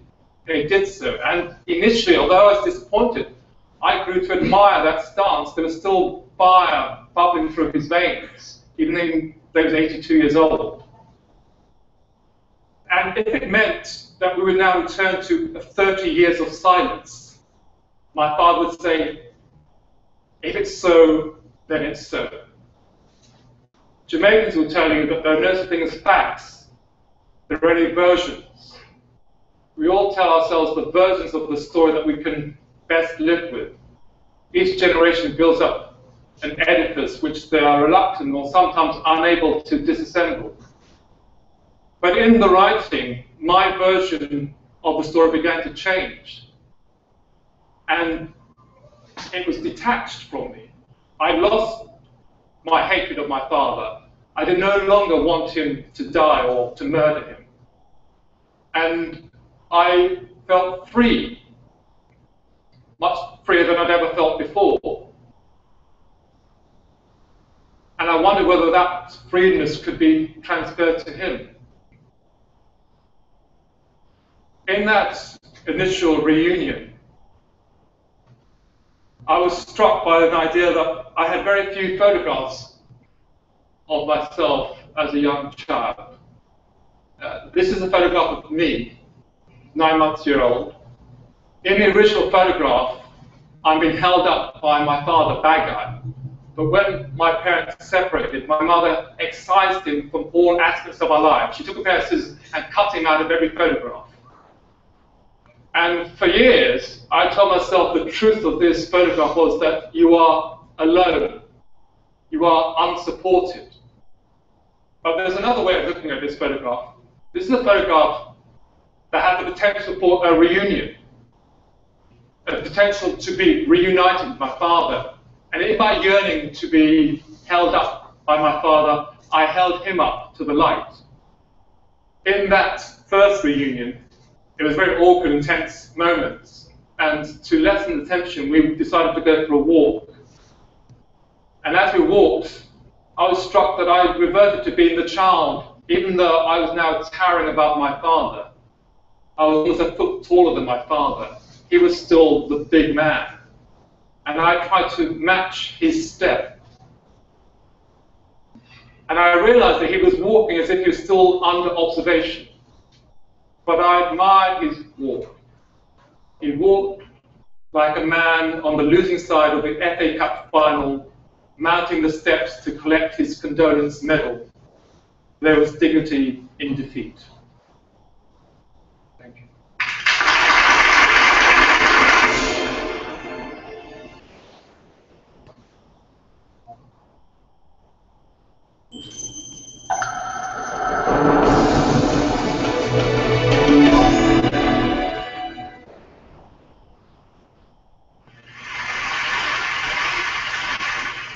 I'm an industrial engineer. The goal in my life has always been to make more and more products in least amount of time and resources. While working at Toyota, all I knew was how to make cars until I met Dr. Akira Miyawaki, who came to our factory to make a forest in it in order to make it carbon neutral. I was so fascinated that I decided to learn this methodology by joining his team as a volunteer. Soon, I started making a forest in the backyard of my own house, and this is how it looks after 3 years. These forests, compared to a conventional plantation, grows 10 times faster. They are 30 times more dense and 100 times more biodiverse. Within 2 years of having this forest in our backyard, I could observe that the groundwater didn't dry during summers. The number of bird species spotted in this area doubled. Quality of air became better, and we started harvesting seasonal fruits, growing effortlessly right in the backyard of our house. I wanted to make more of these forests. I was so moved by these results that I wanted to make these forests with the same acumen with which we make cars or write software or do any mainstream business. So I formed a company which is an end-to-end service provider to create these native natural forests. But to make afforestation as a mainstream business or an industry, we had to standardize the process of forest making. So we benchmarked the Toyota production system, known for its quality and efficiency, for the process of forest making. For an example, the core of TPS, Toyota production system, lies in Haichunka, which is manufacturing of different models of cars on a single assembly line. We replace these cars with trees, using which now we can make multi-layer forests. These forests utilize 100% vertical space. They are so dense that one can't even walk into them. For example, we can make a 300 trees forest in area as small as parking spaces of 6 cars.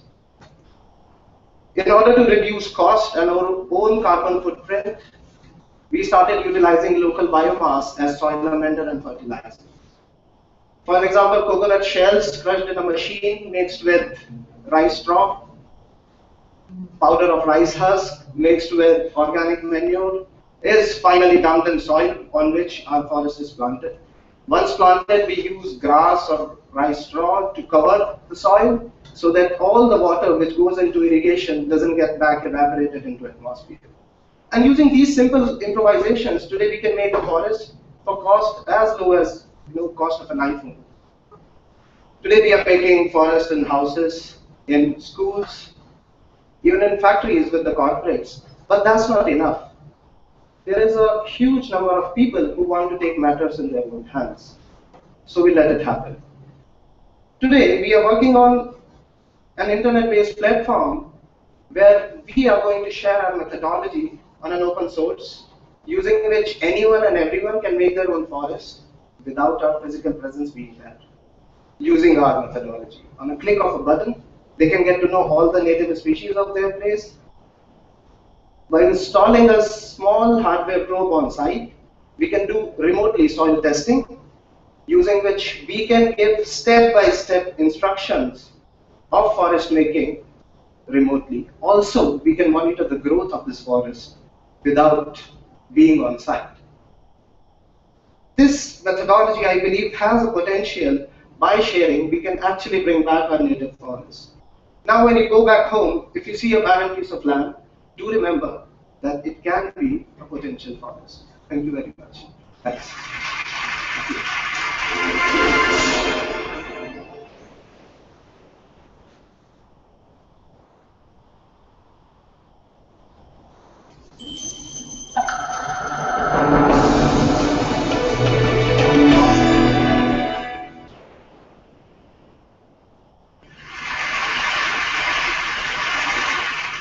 kids. I'm 71. My husband is 76. My parents are in their late 90s. And Olivia, the dog, is 16. So let's talk about aging. Let me tell you how I feel when I see my wrinkles in the mirror. And I realize that some parts of me have dropped and I can't find them down there. Mary Oliver says in one of her poems, "Tell me, what is it that you plan to do with your one wild and precious life?" Me, I intend to live passionately. When do we start aging? Society decides when we are old, usually around 65, when we get Medicare. But we really start aging at birth. We're aging right now, and we all experience it differently. We all feel younger than our real age, because the spirit never ages. I am still 17. Sophia Loren, look at her. She says that everything you see, she owes to spaghetti. I tried it and gained 10 pounds in the wrong places. But attitude. Aging is also attitude and health. But my real mentor in this journey of aging is Olga Murray. This California girl at 60 started working in Nepal to save young girls from domestic bondage. At 88, she has saved 12,000 girls, and she has changed the culture in the country. Now it is illegal for fathers to sell their daughters into servitude. She has also founded orphanages and nutritional clinics. She is always happy and eternally young. What have I lost in the last decades? People, of course, places, and the boundless energy of my youth. And I'm beginning to lose independence, and that scares me. Ram Dass says that dependency hurts, but if you accept it, there is less suffering. After a very bad stroke, his ageless soul watches the changes in the body with tenderness, and he's grateful to the people who help him. What have I gained? Freedom. I don't have to prove anything anymore. I'm not stuck in the idea of who I was, who I want to be, or what other people expect me to be. I don't have to please men anymore. Only animals. I keep telling my superego to back off and let me enjoy what I still have. My body may be falling apart, but my brain is not yet. I love my brain. I feel lighter.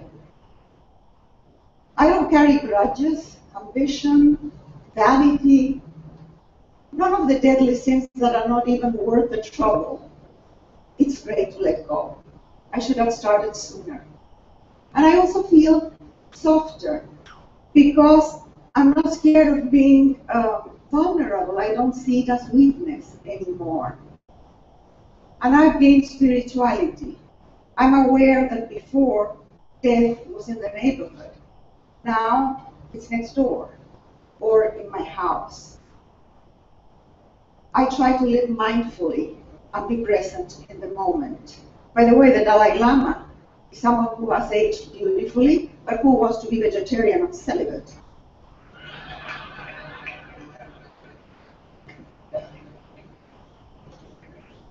Meditation helps.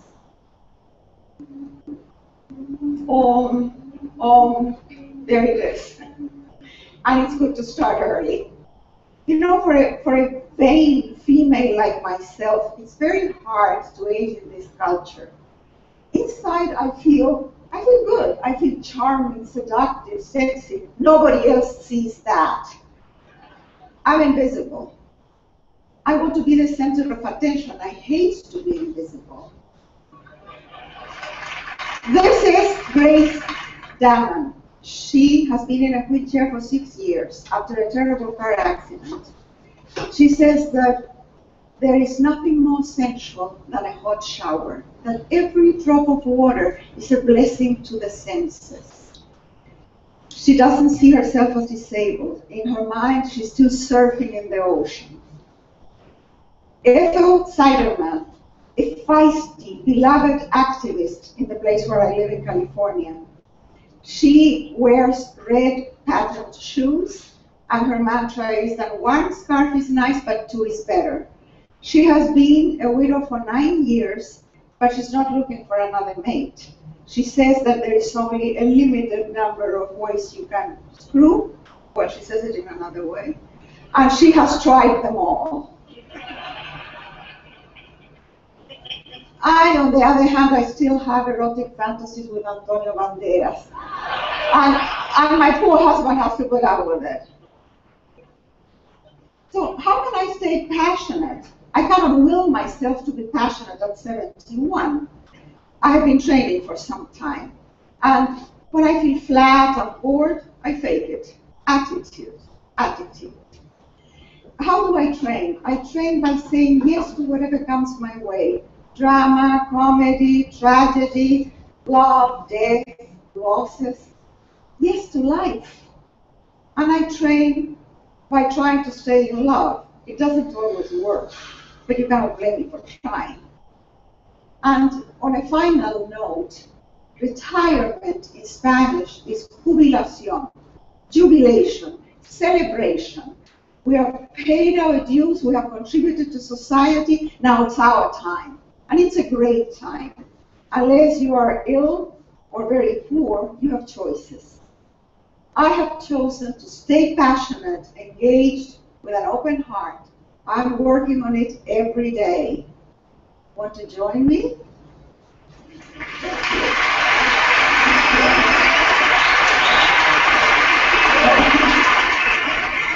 There you go. Thank you. First of all, I never like to presume to speak for the TED community, but I would like to tell you that I have a feeling we can all agree that you are still charming, seductive, and sexy. Yes? Oh, thank you. Hands down. No, it's makeup. Now, would it be awkward if I asked you a follow-up question about your erotic fantasies? Oh, yes. About what? About your erotic fantasies. I'm just With wondering if Antonio you have anything more to share. Well, one of them is that I placed a naked Antonio Banderas on a Mexican tortilla. I slather him with guacamole and salsa. I roll him up and I eat.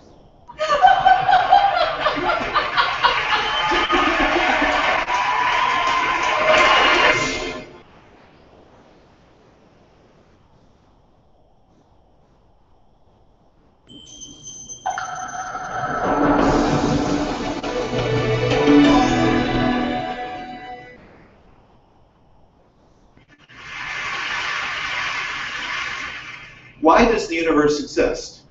Why is there a world? Okay, all right. This is a cosmic mystery. Be solemn.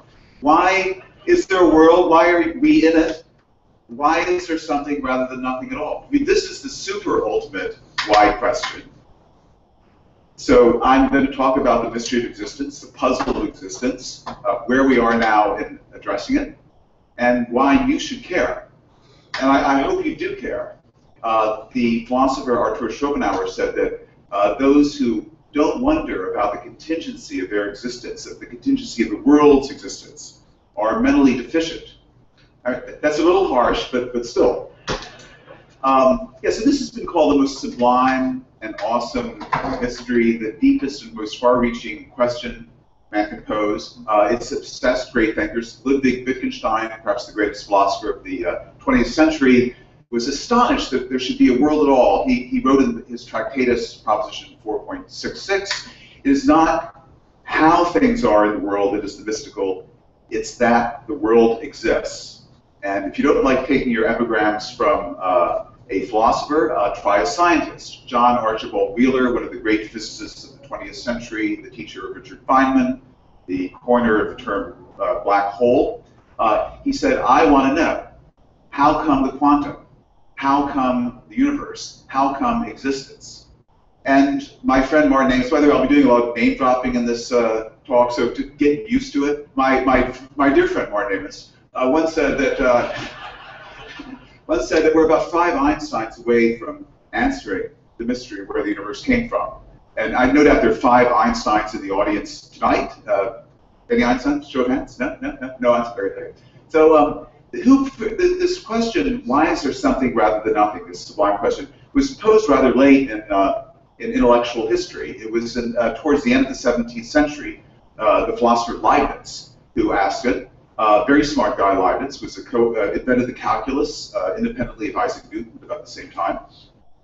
But for Leibniz, who asked why is there something rather than nothing, this was not a great mystery. You know, he either was or pretended to be an Orthodox Christian in his metaphysical outlook, and he said it's obvious why the world exists because God created it.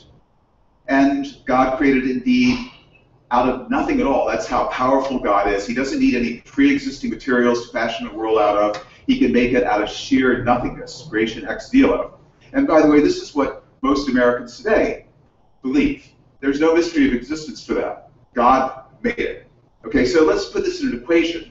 I don't have any slides, so I'm going to mime my visuals, so use your imagination. So it's God plus nothing equals the world, okay?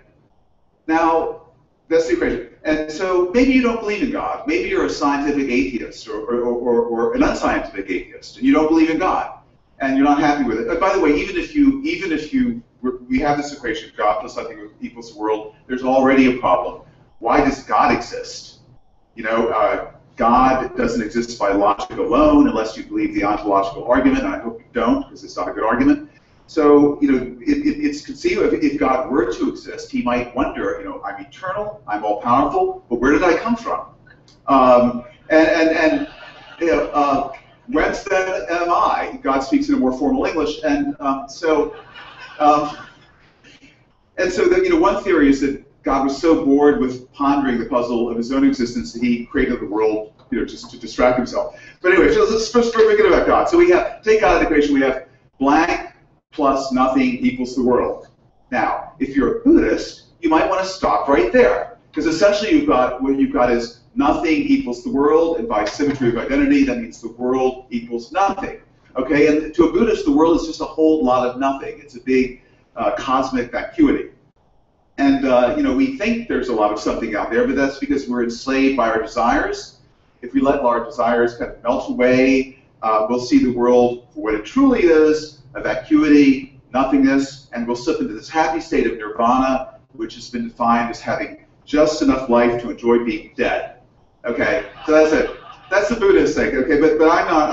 I'm a Westerner, and I'm still concerned with the puzzle of existence. So I've got, say, blank plus. It's going to get serious in a minute. So blank plus nothing equals the world. What are we going to put that blank? Well, how about science? I mean, science is our best guide to the nature of reality, and the most fundamental science is physics. That tells us what naked reality really is. That reveals what I call tau photu, the true and ultimate furniture of the universe. So maybe physics can fill this blank. And indeed, since about the late 1960s, around 1970, physicists have purported to give a purely scientific explanation of how a universe like ours could have popped into existence out of sheer nothingness, quantum fluctuation out of the void. Stephen Hawking is one of these physicists, more recently Alex Vilenkin, and the whole thing has been popularized by another very fine physicist and friend of mine, Lawrence Krauss, who wrote a book called A Universe from Nothing. And Lawrence thinks that he's a militant atheist, by the way, so he's gotten God out of the picture. The laws of quantum field theory, state-of-the-art physics, can show how out of sheer nothingness, no space, no time, no matter, nothing, a little nugget of false vacuum can fluctuate into existence, and then by the miracle of inflation, blow up into this huge and variegated cosmos we see around us. Okay, this is a really, it's an ingenious scenario. It's very speculative. It's fascinating, but I've got a big problem with it. And the problem is this. It's a pseudo-religious point of view. Now, Lawrence thinks he's an atheist, but he's still enthralled to a religious worldview. He sees physical laws as being like divine commands. The laws of quantum field theory for him are like fiat lux, let there be light. The laws have some sort of ontological power, cloud, that they can inform the abyss that it's